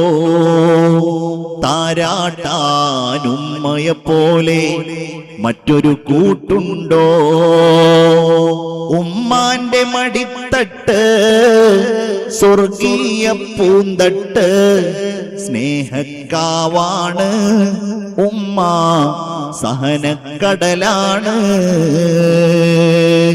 ഉമ്മാന്റെ കാലടിപ്പാടിലാണ് സുവർഗം ഓർത്തോളി. ഹുദമതിയായി മുത്തു മുഹമ്മദിൻ തൂമൊഴിയുള്ളിലുറച്ചോളി. അമ്മിഞ്ഞ പാലിൻ മധുരം ഇന്ന് മറക്കാമോ? 1000 പോറ്റുമ്മ വന്നാൽ സ്വന്തം പെറ്റുമ്മയായിടുമോ? നബിയുടെ അടുക്കലേക്ക് ഒരാൾ വന്നുകൊണ്ട് ചോദിക്കുന്നു, നബിയേ, എനിക്ക് ദുനിയാവിൽ ഏറ്റവും കടപ്പാടുള്ളത് ആരോടാണ്? മൻ അഹഖുന്നാസി ബിഹുസ്നി സുഹബതി. വാപ്പയുണ്ട്, മക്കളുണ്ട്, സഹോദരന്മാരുണ്ട്, ബന്ധുമിത്രാദികളുണ്ട്. ഇവരിൽ എനിക്ക് ഏറ്റവും കടപ്പാടുള്ളത്, ഞാൻ ബഹുമാനിക്കേണ്ടത്, സ്നേഹിക്കേണ്ടത് ആരെയാണ്? ഒന്നാമതായിട്ട് അവിടുന്ന് പറയുന്നത് നിന്റെ ഉമ്മയെ ആണ് എന്നുള്ളതാണ്. നിന്റെ മാതാവിനെയാണ്. മഹാന്മാര് പറയുന്നുണ്ട്, ആ ഉമ്മ സഹിച്ച വലിയ ത്യാഗമാണ്. നിന്നെ ആ ഉമ്മ ഗർഭം ചുമന്നല്ലോ. പിന്നെ ആരാണ്? പിന്നെയും നിന്റെ ഉമ്മയാണ്. ആ ഉമ്മ നിന്നെ പ്രസവിച്ചല്ലോ. പിന്നെ ആരാ? പിന്നെയും നിന്റെ ഉമ്മയാണ്. ആ ഉമ്മ നിന്നെ മുലയൂട്ടിയല്ലോ. 2 വർഷക്കാലം ചുരുങ്ങിയതാ പ്രിയപ്പെട്ട മാതാവ് നിന്നെ മുലയൂട്ടിയല്ലോ. ആ ഉമ്മയോടാണ് ആദ്യവും രണ്ടാമതും മൂന്നാമതും. പിന്നെയാണ് നിന്റെ ഉപ്പയോടുള്ള ബാധ്യത, നിന്റെ ഉപ്പയോടുള്ള കടപ്പാടെന്ന് ഹബീബായ മുഹമ്മദുർ റസൂലുള്ളാഹ് സ്വല്ലല്ലാഹു അലൈഹി വസല്ലമ തങ്ങൾ പറയുകയാണ്. ചില ഉപ്പമാർ റസൂലുള്ളാഹിന്റെ അടുക്കൽ പോയി, എന്റെ കുഞ്ഞുങ്ങൾക്ക് എന്റെ പ്രിയപ്പെട്ട ഭാര്യയോടാണ് വലിയ സ്നേഹമെന്ന് പരാതി പറഞ്ഞ ഹദീസുകളുണ്ട്. ചില ഉമ്മമാർ, എന്റെ പ്രിയ, ഞാൻ എന്റെ ഭാര്യയുമായി, എന്റെ ഭർത്താവുമായി വേർപിരിഞ്ഞു നബിയേ, എന്റെ കുഞ്ഞിനെ എനിക്ക് ലഭ്യമാകണമെന്ന് പറയുമ്പോ ഭർത്താക്കന്മാർ റസൂലുള്ളാഹിന്റെ അടുക്കൽ പോയിട്ട്, നബിയേ, ആ കുഞ്ഞ് എന്റേതാണല്ലോ എന്ന് പറയുന്ന വർത്തമാനങ്ങളുണ്ട്. അവിടങ്ങളിലൊക്കെ റസൂലുള്ള സ്വീകരിക്കുന്ന ഒരു നിലപാട്, സഹോദരാ, നിന്റെ കുഞ്ഞിനോട് നീ കാണിക്കുന്നതിനേക്കാൾ വലിയ സ്നേഹവും കാരുണ്യവും വാത്സല്യവും അവന്റെ മാതാവ് അഥവാ നിന്റെ ഭാര്യ കാണിച്ചിട്ടുണ്ടല്ലോ. നിന്റെ ഭാര്യ അവളെ അവരുടെ ശരീരത്തിൽ വെച്ച് അവരോട് ശരീരത്തോട് ചേർത്തിയിട്ട് ആ പ്രിയപ്പെട്ട കുഞ്ഞിനെ വളർത്തിയിട്ടുണ്ടല്ലോ. അതുകൊണ്ട് നിന്നെക്കാളും വലിയ ബന്ധം നിന്റെ ഭാര്യയോടാണ്. നിന്റെ കുഞ്ഞിന് നിന്റെ ഉമ്മ അവന്റെ ഉമ്മയോടാണെന്ന് ഹബീബായ റസൂലുള്ളാഹി തങ്ങൾ വിശദീകരിച്ച് നമുക്ക് കാണാൻ കഴിയും. നമ്മളിൽ എന്നതുണ്ടോന്ന് ആലോചിക്കുക. ഞാൻ നേരത്തെ തുടക്കത്തിൽ പറഞ്ഞല്ലോ, നമ്മളുടെ മക്കളെ കൂടെ ഈ ഒരു കാര്യം പരിശീലിപ്പിച്ചു കൊണ്ടുവരണം. നമ്മൾ അതെങ്ങനെ പരിശീലിപ്പിക്കുക എന്നുള്ളതായിരിക്കും. ആപ്പാർക്ക് നമ്മളോടുള്ള കടപ്പാടുകൾക്ക് അപ്പുറത്ത് അവരുടെ ഉമ്മ, നമ്മളുടെ ഭാര്യയോടുള്ള സ്നേഹം അവരെ പരിശീലിപ്പിക്കാം. ഉമ്മമാർക്ക് നിങ്ങളോടുള്ള സ്നേഹത്തോടൊപ്പം നിങ്ങളുടെ ഭർത്താവിനോട് അഥവാ ആ കുഞ്ഞുങ്ങളുടെ പിതാവിനോടുള്ള സ്നേഹം പരിശീലിപ്പിക്കാം. അങ്ങനെയാണ് മഹാന്മാരൊക്കെ. പരിശുദ്ധ ഖുർആനിൽ എത്ര സംഭവങ്ങളാണ്. ഇബ്രാഹിം നബി അലൈഹിസ്സലാമിന്റെ പ്രിയപ്പെട്ട മകൻ ഇസ്മായിൽ നബി അലൈഹിസ്സലാമിന്റെ കഥ വലിയ പെരുന്നാളാവുമ്പോ നമ്മളൊക്കെ ഓർത്തെടുക്കും, ഉളഹിയത്തിനൊക്കെ തയ്യാറാക്കാൻ വേണ്ടി ഉസ്താദുമാരത് പറയും. ആ പറയുന്നതിൽ വലിയ പാഠങ്ങളിൽ ഒന്നെന്താണെന്നറിയോ? ഇസ്മായിൽ നബി അലൈഹിസ്സലാം മക്കയിൽ വളരുന്നത് ഉമ്മയോടൊപ്പമാണ്, ഹാജർ റളിയല്ലാഹു അൻഹയോടൊപ്പമാണ്. ഞാൻ ആ കഥയിലേക്ക് പോകുകയല്ല. അങ്ങനെ വളരുമ്പോ ഇബ്രാഹിം അലൈഹിസ്സലാം അപൂർവമായിട്ടാണ് മക്കയിലേക്ക് വരുന്നത്. ഇവർ രണ്ടുപേരും ഒറ്റക്കാണ് വളരുന്നത്. പിന്നീട് അങ്ങനെ പലരും ഇങ്ങനെ വന്ന് താമസിക്കുക.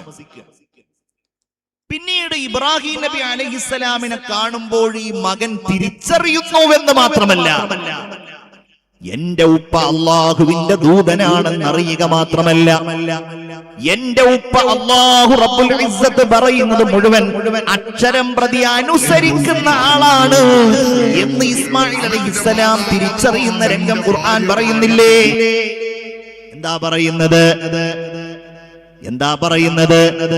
ഖാല യാ ബുനയ്യ ഇന്നി അറാ ഫിൽ മനാമി അന്നി അസ്ബഹുക ഫൻളുർ മാദാ തറാ.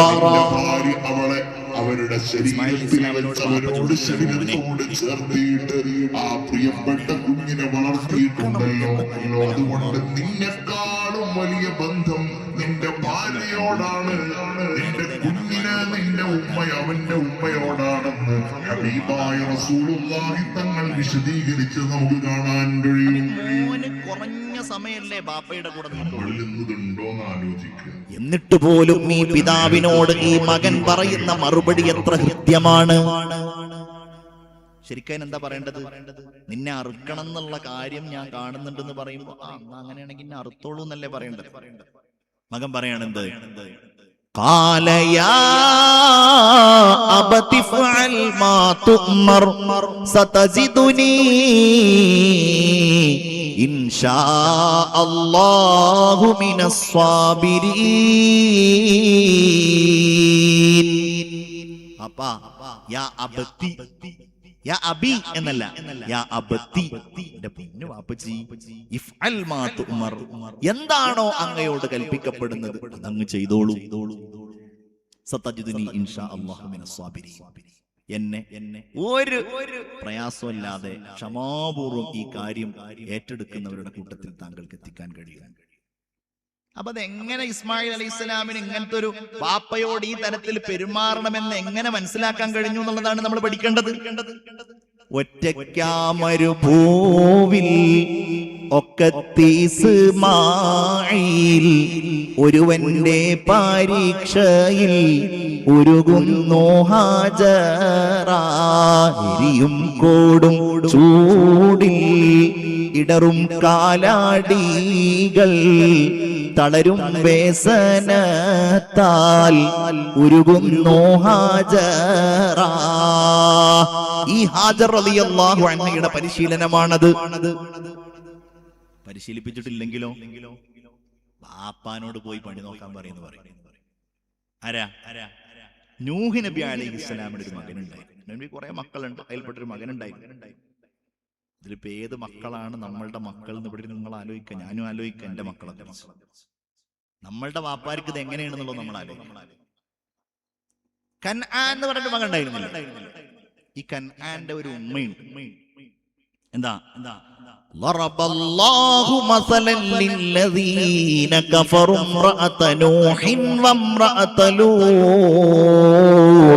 كانتا تحت عبدين من عبادنا صالحين فخانتاهما.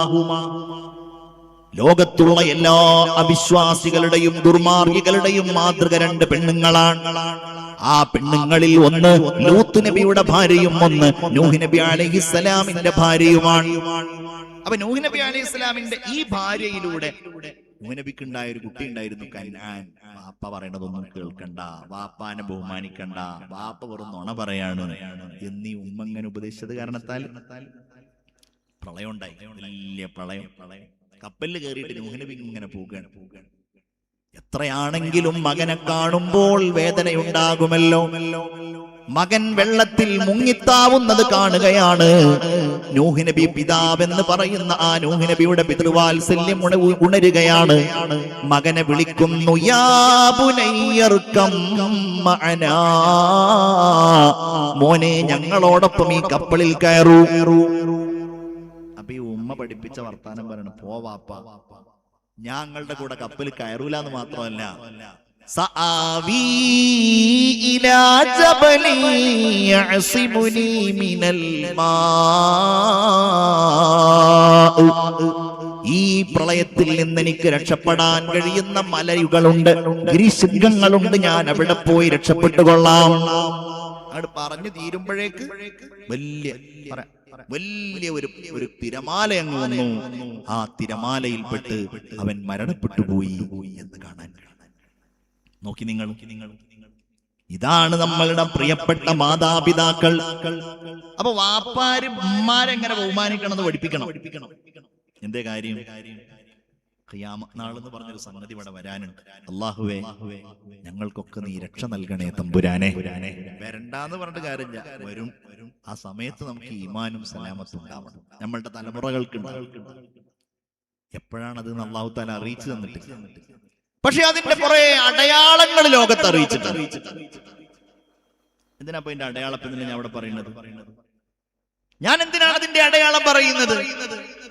സഹോദരിമാരെ, ഞാൻ എന്തിനാണ് ലോകാവസാനത്തിന്റെ അടയാളങ്ങളിൽ പ്രധാനപ്പെട്ട ചില അടയാളങ്ങൾ പറയുന്നത്? ആ അടയാളങ്ങൾ എന്നിലില്ല, ആ അടയാളങ്ങൾ എന്റെ മക്കളിലില്ല, ആ അടയാളങ്ങളിൽ എന്റെ പേരക്കിടാങ്ങളില്ല. ആ ഖിയാമത്ത് നാൾ എന്റെ വീട്ടിലൂടെ അതിന്റെ അടയാളങ്ങൾ സംഭവിച്ചുകൊണ്ട് നടപ്പാവുകയില്ല. ഇത് ഉറപ്പുവരുത്താനാണ്. ആ സംഭവം ഇയാള് പറഞ്ഞത് വളരെ ശരിയാട്ടോ. ആ അടയാളാണ് ഇപ്പൊ ഞാൻ ചെയ്തുകൊണ്ടിരിക്കുന്നത്. എന്താന്നറിയോ? അന്തലിദൽ അമതു റബ്ബതഹാ,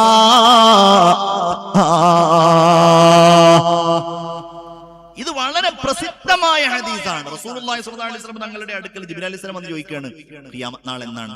അത് പറഞ്ഞു, ആ ചോദിക്കപ്പെട്ട ആള് ചോദിച്ച ആളെക്കാളും അറിയുന്ന ആളല്ല, പറയുന്ന കുറച്ച് അടയാളം പറഞ്ഞു തരുന്നു പറഞ്ഞു.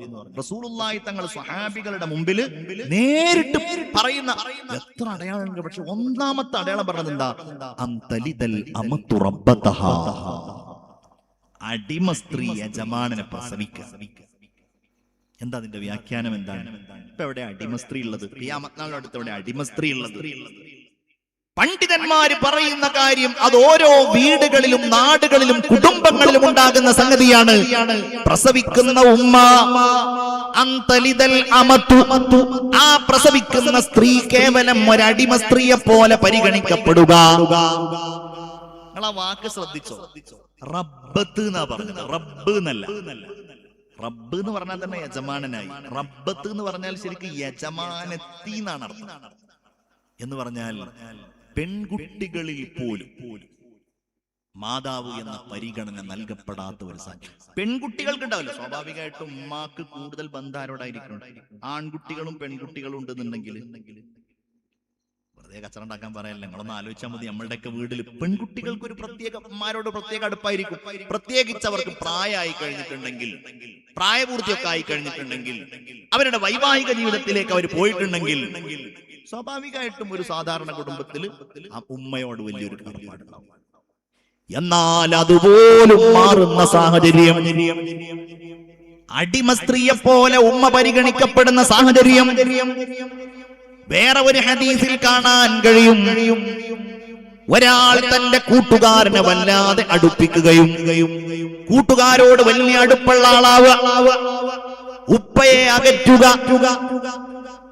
ഭാര്യയോട് വലിയ സ്നേഹമുണ്ടാവുക.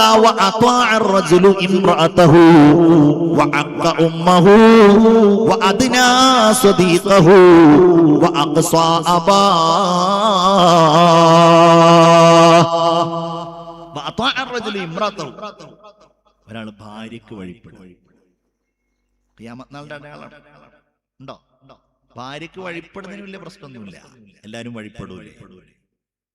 ഞാൻ തമാശയായിട്ട് പലപ്പോഴും നമ്മളൊക്കെ പറയുന്ന സംഗതിയാണ് എന്ത്, എല്ലാ മനുഷ്യനും പെണ്ണിട്ടി കഴിഞ്ഞാൽ BP ഉണ്ടാകുന്നൊരു തമാശ പറയാറുണ്ട്. BP എന്ന് പറഞ്ഞാൽ വേറെ ഒന്നുമല്ല, ഭാര്യയെ പേടിയെന്നാണ്.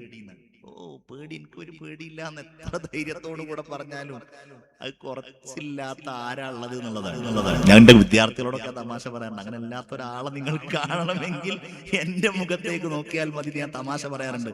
പക്ഷെ നമ്മളുടെയൊക്കെ മനസ്സിൽ അല്ലാഹു തആല അതൊരു ഒരു പേടി എന്നുള്ളതല്ല, ഒരു ആദരം, ഒരു സ്നേഹം നമുക്കുള്ള ഒരു തടസ്സമാണ്. കല്യാണം കഴിക്കാൻ തന്നെ എന്തിനാ പറഞ്ഞത്? നിങ്ങൾക്കതൊരു ഒരു കോട്ടയാണെന്നല്ലേ പറഞ്ഞത്? നിങ്ങൾക്കതൊരു കോട്ടയാണ്, നിങ്ങളെ എല്ലാറ്റിൽ നിന്നും സംരക്ഷിച്ചു നിർത്തുന്ന ഒരു വലിയ തടസ്സമാണ് ആ കല്യാണം.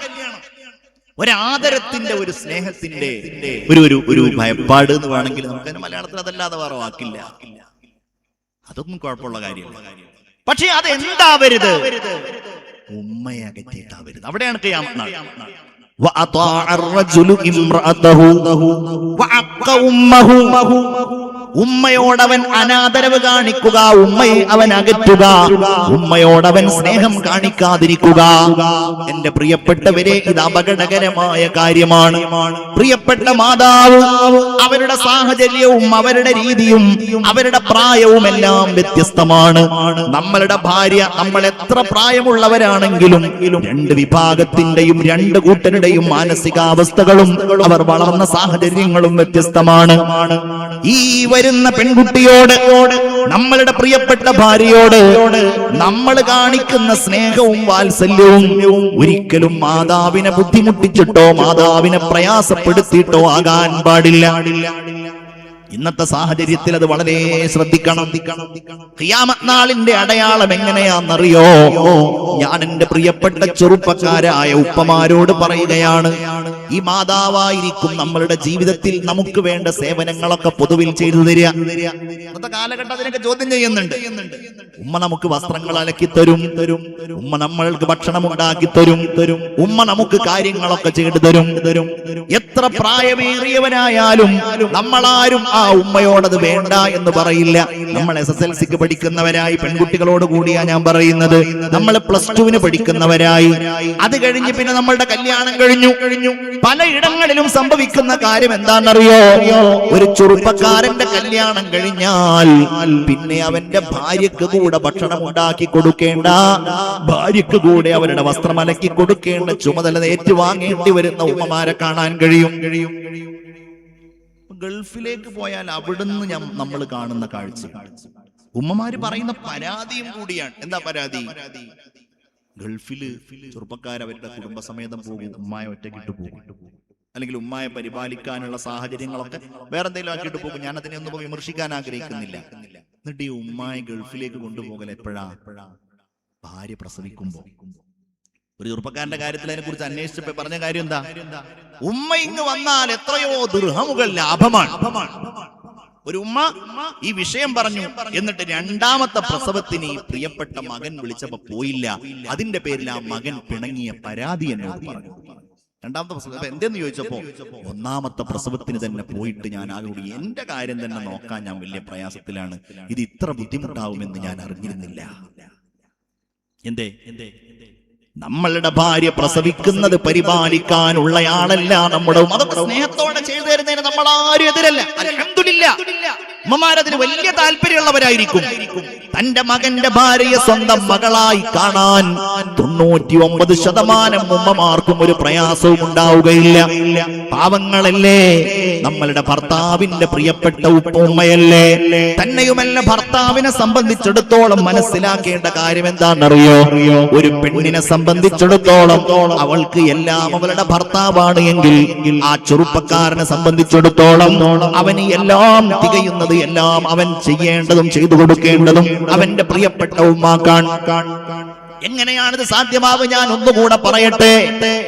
ഏതെങ്കിലും തരത്തിൽ ഭാര്യ പറയുകയാണ്, എനിക്ക് നിങ്ങളുടെ ഉമ്മയുടെ കൂടെ നിൽക്കാൻ വയ്യ, എന്നാ നീ നിൽക്കണ്ട പൊന്നെ, നമുക്ക് വീട് മാറിപ്പോകാം എന്ന് പറഞ്ഞിട്ട് നമ്മൾ വീട് മാറിപ്പോയാൽ, വാടകക്ക് പോയാൽ, അല്ലെങ്കിൽ ആ കാരണത്താൽ നമ്മൾ വീട്ടിൽ നിന്ന് അകന്നു പോയാൽ, എന്റെ പ്രിയപ്പെട്ട യുവാക്കളെ, സഹോദരിമാരെ, അല്ലാഹു നമ്മുടെ ജീവിതത്തിൽ ബറക്കത്ത് ചെയ്യുമോ?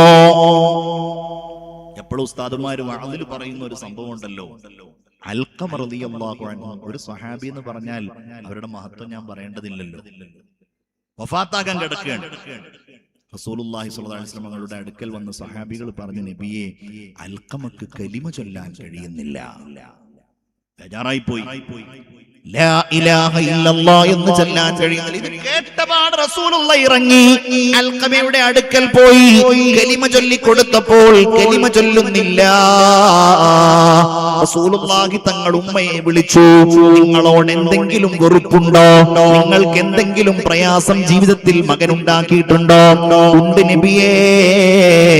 കല്യാണം കഴിഞ്ഞവന്റെ ഭാര്യയോടൊപ്പം അവൻ കഴിഞ്ഞുകൂടുമ്പോ എന്നെ അവൻ അവഗണിക്കാറുണ്ടായിരുന്നു. എനിക്കവൻ പ്രയാസങ്ങൾ ഉണ്ടാക്കിയിരുന്നു. നിങ്ങളത് പൊറുക്കുമോ മറക്കുമോ? ഉമ്മ മറക്കാൻ തയ്യാറാകുന്നില്ല. എന്നാൽ കുറച്ച് വിറക് കൊണ്ടുവരൂ, ശിക്ഷ ഇവിടെ തന്നെ അങ്ങ് കൊടുക്കാമെന്ന് പറയുമ്പോ അത് വേണ്ട, എന്റെ മകനെ പ്രയാസപ്പെടുത്തണ്ട എന്ന് പറഞ്ഞുകൊണ്ട് തന്റെ പ്രിയപ്പെട്ട മകന് പുറത്തു കൊടുക്കുന്നു. അൽഖമ റളിയല്ലാഹു അൻഹു കലിമ ചൊല്ലുകയാണ്. അമ്മമാരെ ഒക്കെ ആലോചിക്കേണ്ട കാര്യം എന്താണെന്നറിയോ? നമ്മളുടെ ദുആകൾ എന്ന് പറഞ്ഞാൽ അത് മക്കൾക്ക് അനുകൂലമാണെങ്കിലും പ്രതികൂലമാണെങ്കിലും വേഗം ഭവിക്കുന്നുള്ളതാണ്. മക്കളായ നമ്മൾ മനസ്സിലാക്കേണ്ടതെന്നറിയോ?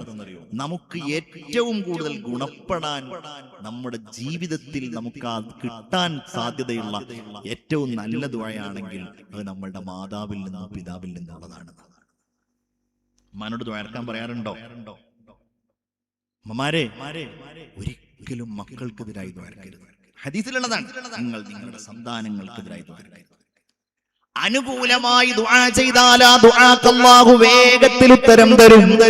ഈ ഇരിക്കുന്ന നമ്മളുടെ ഓരോരുത്തരുടെയും ഈ ശക്തിയുടെ പിന്നിൽ, ഈ വർത്തമാനത്തിന്റെ പിന്നിൽ, ഈ നന്മകളുടെ പിന്നിൽ ഒരു തർക്കവുമില്ല. നമ്മളുടെ ഉമ്മമാരുടെ ദുആയാണ്. അവർ അല്ലാഹുവിനോട് നമുക്ക് വേണ്ടി ദുആ ചെയ്യാതെ, നമുക്ക് അനുകൂലമായി ദുആ ചെയ്യാതെ അവരുടെ കൈകൾ താഴ്ത്താറില്ല. നമ്മളെപ്പോഴും ചരിത്രത്തിൽ കേൾക്കാറുള്ളതാണല്ലോ ജുറൈജ് റളിയല്ലാഹു അൻഹു എന്ന് പറയുന്ന വലിയ സ്വഹാബിയുടെ കഥ. സ്വഹാബിയല്ല, ബനു ഇസ്രായേലിൽപ്പെട്ട ഒരാളായിരുന്നു. ഞാനത് വല്ലാതെ വിശദീകരിക്കുന്നില്ല. വലിയ ആബിദാണ് ജുറൈജ് റളിയല്ലാഹു അൻഹു. ഉമ്മ ഒന്നെതിരായിട്ട് ഇതായിരുന്നു. കാരണം ഉമ്മ പലപ്പോഴും വിളിക്കുമ്പോ ജുറൈജ് വിളി കേൾക്കാറില്ല. എന്താ ദ്വാരക്കുന്നത്? അത്ര വലിയ ആബിദ്, വലിയ ആളുകൾക്കിടയിലൊക്കെ വലിയ പേരും പെരുമക്കുള്ള ആള്. ഞാൻ വിളിച്ചിട്ട് അവൻ വിളി കേൾക്കുന്നില്ല എന്നുണ്ടെങ്കിൽ ഓനക്കൊരു ഭക്ഷണത്തരം കൊടുക്കണേ, എന്നാലും എന്റെ അടുത്തേക്ക് വരുമല്ലോ. അല്ലാഹ് അതങ്ങ് സ്വീകരിച്ചു. ജുറൈജ് റളിയല്ലാഹു അൻഹു അപമാനിതനായി ഉമ്മയുടെ ദുആ സ്വീകരിച്ചു. അത് ജുറൈജ അല്ലാഹുവിനെ ഇബാദത്തിൽ മുഴുകുന്ന ആളാ, ജനങ്ങൾക്കിടയിൽ പേരുള്ളയാളാ. പക്ഷേ ഉമ്മ ദുആ ചെയ്തപ്പോ വലിയ അപമാനം ഏറ്റുവാങ്ങേണ്ടി വന്നു. പിന്നീട് അപമാനം അല്ലാഹു തമ്പുരാൻ പരിഹരിക്കുന്നത് ഹദീസിൽ നമുക്ക് കാണുവാൻ കഴിയും. ഞാനത് വിശദീകരിക്കേണ്ട കാര്യമില്ല. സഹോദരിമാരെ, എന്ത് പ്രതിസന്ധി ഉണ്ടായാലും എതിരായി ദ്വാരക്കല്ലേ, അനുകൂലമായി ദ്വാരന്നുകൊണ്ടേയിരിക്കണം. മക്കളെ, ഉമ്മമാരുടെ ദുആ നേടിക്കൊണ്ടേയിരിക്കണം. അത് നേടാനുള്ള വഴി നമ്മൾ ഇങ്ങനെ എപ്പോഴും അന്വേഷിക്കണം. ഒരു വേദന വരുമ്പോ, ഒരു സങ്കടം വരുമ്പോ, ഒരു വേവലാതി വരുമ്പോ, ഒരു പ്രയാസം വരുമ്പോ ഉമ്മയുടെ അടുക്കൽ പോയിട്ട് അത് ഏറ്റുപറയാൻ കഴിയണം. ആ ഉമ്മയോട് നമുക്ക് ദുആ ചെയ്യാനുള്ള ഒരു സമ്മർദ്ദം നമ്മൾ ഉണ്ടാക്കണം. അല്ലാഹുവിന്റെ ഹബീബ് സല്ലല്ലാഹു അലൈഹി വസല്ലമ തങ്ങൾ ആ ഉമ്മമാരുടെ ദുആക്ക് എത്ര വേഗത്തിലാണ് പ്രതിഫലം വാഗ്ദാനം ചെയ്തിട്ടുള്ളത്. ലോകത്ത് നമുക്ക് കാണാൻ കഴിയുന്ന എത്രയോ മക്കളുടെ നന്മകളുടെ പിന്നിൽ ഉമ്മയുടെ ദുആ, ഉപ്പയുടെ ദുആ നമുക്കിങ്ങനെ മുന്നിൽ നിൽക്കുന്നതായി കാണാൻ കഴിയും. എന്റെ പ്രിയപ്പെട്ട മുഅ്മിനീങ്ങളെ, അതുകൊണ്ട് ഞാൻ പറഞ്ഞു കൊണ്ടുവന്നത് അല്ലാഹു റബ്ബുൽ ഇസ്സത്ത് പരിശുദ്ധ ഖുർആനിലൂടെ പറയുന്ന കാര്യം എന്താണ്? വബിൽ വാലിദൈനി ഇഹ്സാനാ. നമ്മളൊരു വലിയ കഥയിൽ നിന്നാണ് ഈ പറഞ്ഞുകൊണ്ടിരിക്കുന്നത്. നിങ്ങൾക്ക് ഉറക്കം വരുന്നുണ്ടോ? മാനു, ഉറക്കം വരുന്നുണ്ടോ? പ്രസംഗം തുടങ്ങിയിട്ട് ഇപ്പൊ എത്ര നേരമായി? നോക്ക്, 1 മണിക്കൂറായില്ലേ? ഇൻഷാ അല്ലാഹ് കുറച്ചു നേരം കൂടെ പറഞ്ഞ് നമ്മൾ ദുആർക്കൊക്കെ വേണല്ലോ, കുറച്ചു നേരം കൂടെ പറഞ്ഞ് അവസാനിപ്പിക്കാം. ഒന്ന് എഴുന്നേറ്റ് ഒരു സ്വലാത്തൊക്കെ ചൊല്ലിയാലോ? എല്ലാവരും ഒന്ന് എഴുന്നേറ്റ് ഇൻഷാ അല്ലാഹ്. അശ്റഖൽ ബദ്റു അലൈനാ ഫഖ്തഫത് മിൻഹുൽ ബുദൂറു മിസ്ല ഹുസ്നിക മാ റഅയ്നാ ഖത്തു യാ വജ്ഹ സുറൂരി യാ നബി.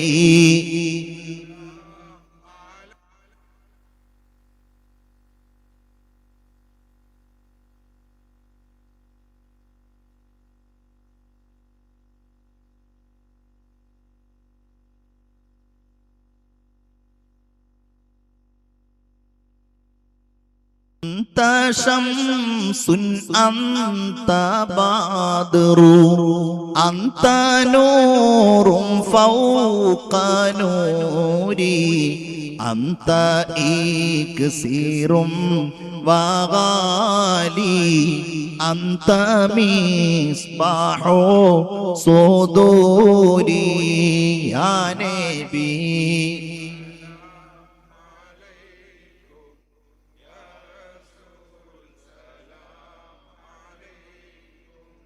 يا حبيب سلام عليكم صلوات الله عليكم. ഉറക്ക് അശ്രദ്ധ പോയ ആളുകളൊക്കെ അവിടെ ഇരിക്കും. അള്ളാഹുവേ നീ സ്വീകരിക്കണേ തമ്പുരാനെ.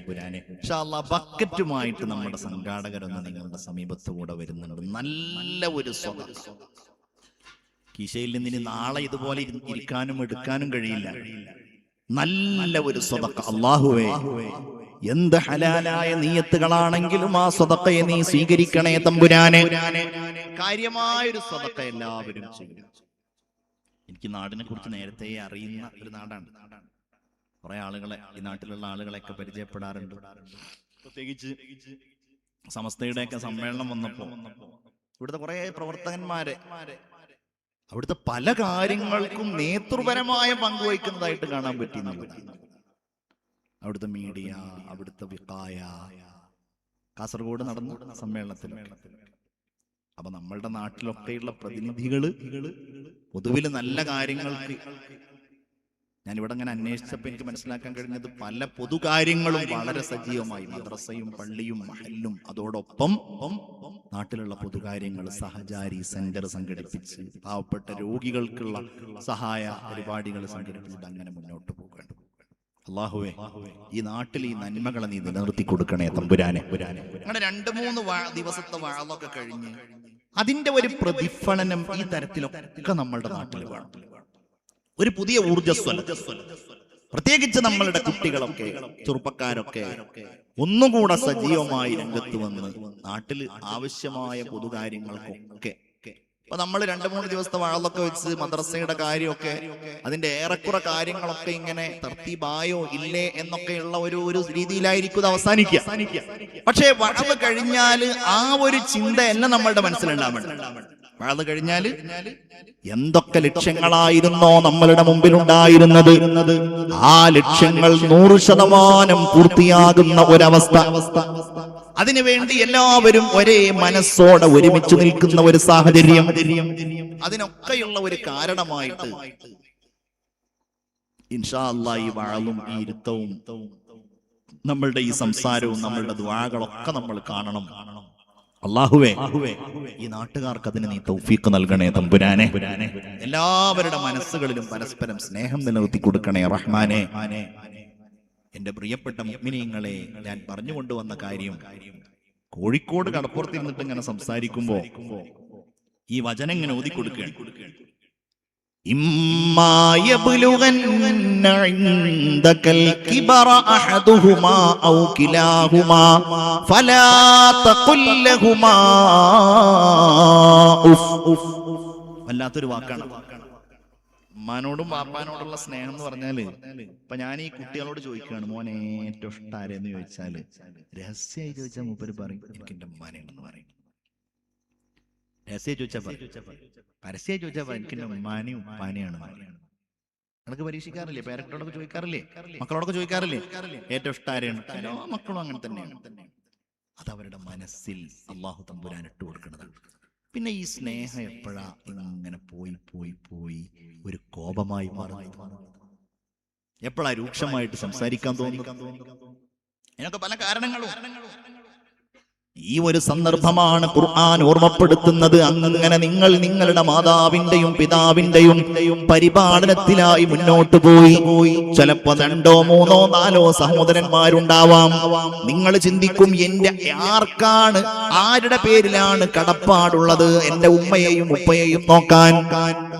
പലപ്പോഴും ചിന്തിക്കും, എനിക്ക് 4 ജ്യേഷ്ഠന്മാരുണ്ട്, അല്ലെങ്കിൽ 2, 3, 4 സഹോദരന്മാര് ഞങ്ങളുണ്ട്.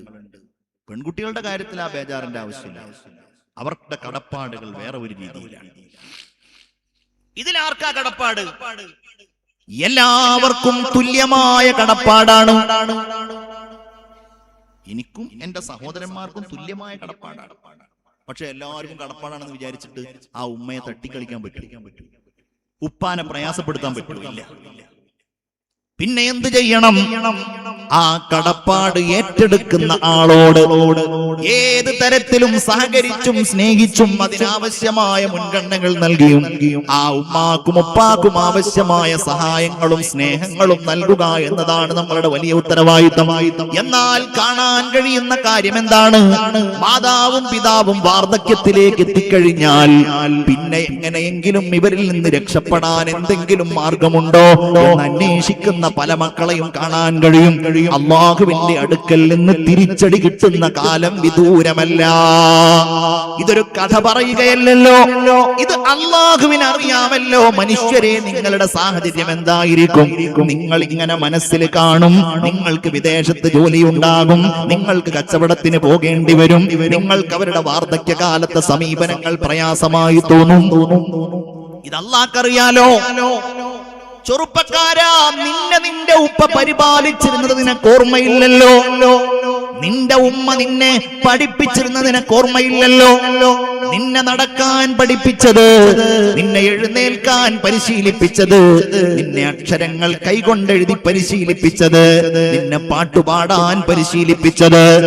ഇന്ന് വൃദ്ധനായ നിന്റെ ഉപ്പ കണ്ണ് കാണാതെ വീടിന്റെ കോലായിലിരുന്ന് എന്താണത് എന്ന് ചോദിക്കുമ്പോ, വീണ്ടും എന്താണത് എന്ന് ചോദിക്കുമ്പോ, മാനസികമായ താളം തെറ്റലിലാ പ്രിയപ്പെട്ട മാതാവ് കാര്യങ്ങൾ വീണ്ടും വീണ്ടും അന്വേഷിക്കുമ്പോ, ക്രോധത്തോടെ മിണ്ടാതിരിക്കാൻ പറഞ്ഞ് കഠിനമായ വെറുപ്പോടെ ആ ഉമ്മയോടോ അധിക്ഷേപ വർത്തമാനം പറഞ്ഞ് നീ നിന്റെ ആരോഗ്യവും നിന്റെ ശക്തിയും പ്രകടിപ്പിക്കുന്നുവെങ്കിൽ ചെറുപ്പക്കാരാ, ആ ചെറുപ്പക്കാരന്റെ ഭാര്യയായി വീട്ടിൽ കഴിയുന്ന സഹോദരിമാരെ, അല്ലാഹു ഖുർആനിൽ പറയുന്ന കാര്യം നമ്മളോടാ പറയുന്നത്. ഇമ്മാ യബ്ലുഗന്ന ഇൻദകൽ കിബറ അഹദുഹുമാ ഔ കിലാഹുമാ.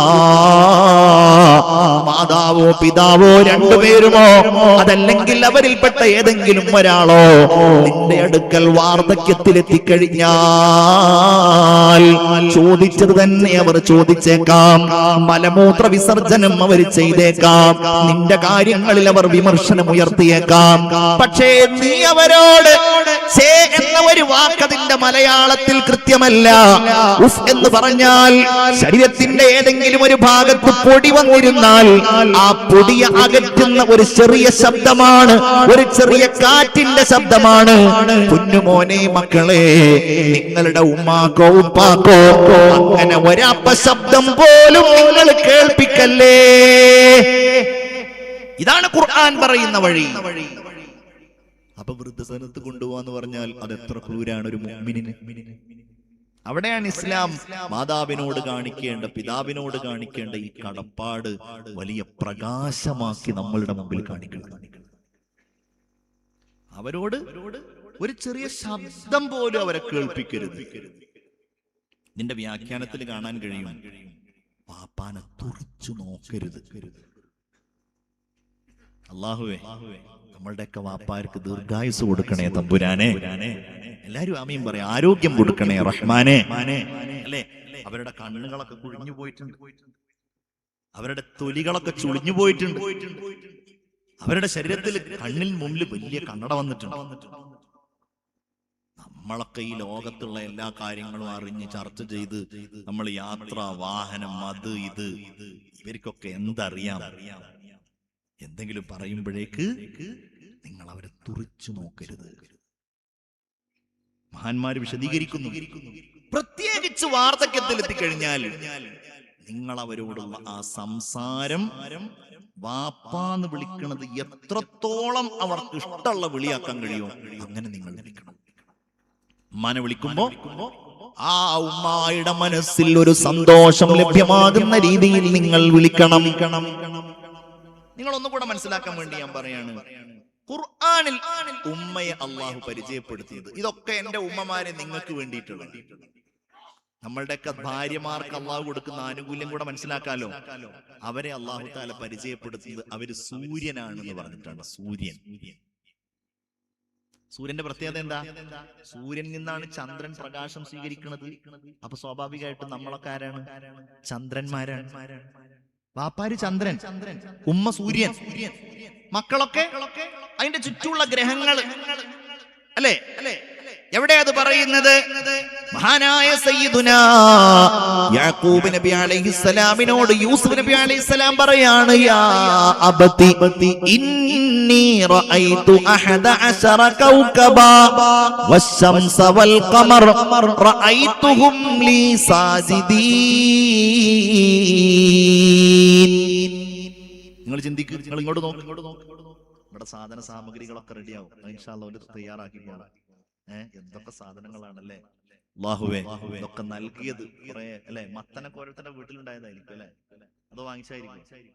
വാങ്ങിച്ച വീട്ടിലുണ്ടായതായിരിക്കും. ആ വീട്ടിലൊക്കെ അല്ലാഹു തആല ബറക്കത്ത് നൽകട്ടെ. പാലൊക്കെ ഉണ്ട്, മുട്ടയൊക്കെ ഉണ്ട്, എന്തൊക്കെ സാധനങ്ങളാണ്. ഇന്ന് കുറെ സമയം വേണ്ടി വരും അല്ലെ? പറഞ്ഞ വിഷയം അങ്ങോട്ട് പൂർത്തിയാണ്. 9:15 ഒരു 9:30 വരെ 9:30 വരെ വാഴത് പറയാം. അത് കഴിഞ്ഞ് നമുക്ക് ബാക്കിയുള്ള കാര്യങ്ങളിലേക്ക് പോകാം. അപ്പൊ എന്താ പറഞ്ഞത്? നിങ്ങൾ ഒരു കാര്യം കൂടെ നിങ്ങൾ ചിന്തിച്ചു നോക്കൂ. സയ്യിദുനാ മൂസ അലൈഹിസ്സലാത്തു വസ്സലാമിനെ വളർത്തിയ ഉപ്പയുടെ പേരെന്താ? എന്താ? മൂസാ നബിയെ വളർത്തിയ ഉപ്പയുടെ പേരെന്താ മക്കളെ? ഫിർഔൻ അല്ലേ? രാംസീസ് രണ്ടാമതെന്നൊക്കെ നിങ്ങൾ പറയില്ല, ഫിർഔൻ അല്ലേ?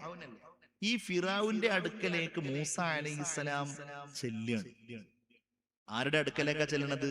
സ്വന്തം വാപ്പായുടെ അടുക്കലേക്കല്ല, വളർത്തിയ വാപ്പാന്റെ അടുക്കലേക്കാണ്. ഫിറഔന് ആരാ? അന റബ്ബുക്കുമുൽ അഅല എന്നൊക്കെയാണ് പറയുന്നത്. അല്ലാഹ് ഓൻ തന്നെയാണ് നാം പറയുന്നത്. മൂസ അലൈഹിസ്സലാമിനോട് അല്ലാഹു തആല പറഞ്ഞൊരു കാര്യമുണ്ട്, ഇദ്ഹബാ ഇലാ ഫിറഔൻ, നിങ്ങൾ രണ്ടാളും ഫിറഔന്റെ അടുക്കലേക്ക് പോകുക.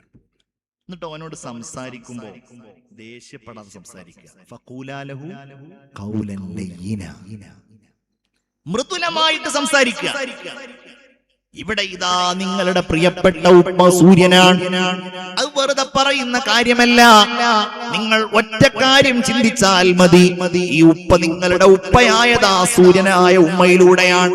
നിങ്ങൾക്ക് അനുജനുണ്ടായത്, ജ്യേഷ്ഠനുണ്ടായത്, നിങ്ങൾക്ക് സഹോദരനുണ്ടായത്, സഹോദരി ഉണ്ടായത്, നിങ്ങൾക്ക് അമ്മാവനുണ്ടായത്, നിങ്ങൾക്ക് എളാപ്പയുണ്ടായത്, നിങ്ങൾക്ക് അയൽവാസി ഉണ്ടായത്, ലോകത്തുള്ള ഏതൊക്കെ നിങ്ങൾക്ക് റഹിമുണ്ടോ, ബന്ധങ്ങളുണ്ടോ, ആ ബന്ധങ്ങൾ മുഴുവൻ നിങ്ങൾക്കുണ്ടായത് ഈ ഉമ്മ കാരണത്താലല്ലേ. അതുകൊണ്ട് ഒരു കാര്യം കൂടെ പറയുകയാണ്, ആ ബന്ധങ്ങളൊക്കെ നിങ്ങൾ സന്തോഷത്തോടെ കൊണ്ടു നടക്കുക എന്നത് നിങ്ങളുടെ ഉമ്മയോടും ഉപ്പയോടുമുള്ള കടപ്പാടിന്റെയും കടമയുടെയും ഭാഗമാണ്. ചില ആളുകൾ ഉമ്മ മരിക്കാൻ വേണ്ടി കാത്തു നിൽക്കുകയായിരിക്കും. എന്തിനെന്നറിയുമോ? ജീവിതകാലത്തും ആ ഉമ്മയുടെയോ ഉപ്പയുടെയോ സമ്പാദ്യമായിട്ട് വല്ലതുമുണ്ട് എങ്കിൽ സഹോദരന്മാരോടും സഹോദരിമാരോടും ഇടികൂടിയിട്ടത് സ്വന്തമാക്കാൻ. എന്നിട്ട് അവർ പരസ്പരം വിഘടിക്കുകയാണ്. നിങ്ങൾ ചിന്തിക്കൂ, നിങ്ങളുടെ പ്രിയപ്പെട്ട ഉമ്മമാര് ജീവിതകാലത്ത്, പ്രത്യേകിച്ച് വാർദ്ധക്യകാലത്ത്, അവരുടെ ഏറ്റവും വലിയ ആഗ്രഹം എന്തായിരിക്കും? എന്റെ മക്കളെല്ലാവരും ഒരുമിച്ച് നിൽക്കണം, ഒന്നിച്ചു നിൽക്കണം, അവര് സന്തോഷത്തോടെ ഒരുമിക്കണം. എന്തെങ്കിലും പ്രയാസമുണ്ടാകുമ്പോ, ജ്യേഷ്ഠാനുജന്മാർക്കിടയിൽ ഭിന്നതയുണ്ടാകുമ്പോ നമ്മളെക്കാൾ അതിൽ വേദനിക്കുന്നത് ആ ഉമ്മമാരായിരിക്കും. നിങ്ങൾ ചിന്തിക്കൂ, മരണപ്പെട്ടു പോയ ഉമ്മാക്കും ഉപ്പാക്കും ചെയ്തു കൊടുക്കാൻ കഴിയുന്ന ഏറ്റവും വലിയ കടപ്പാട് എന്താണെന്നറിയോ? ആ മക്കൾ സ്നേഹത്തോടെ ഒരുമിച്ച് ജീവിക്കുക എന്നുള്ളതാണ്. ഭിന്നതകളില്ലാതെയാവുക എന്നുള്ളതാണ്. ഖബറിന്റെ അടുക്കലേക്ക് ഒരുമിച്ച് പോവുക എന്നുള്ളതാണ്. ആ മാതാപിതാക്കളുടെ മക്കൾ ഒരുമിച്ച് ഭക്ഷണം കഴിക്കുക എന്നുള്ളതാണ്.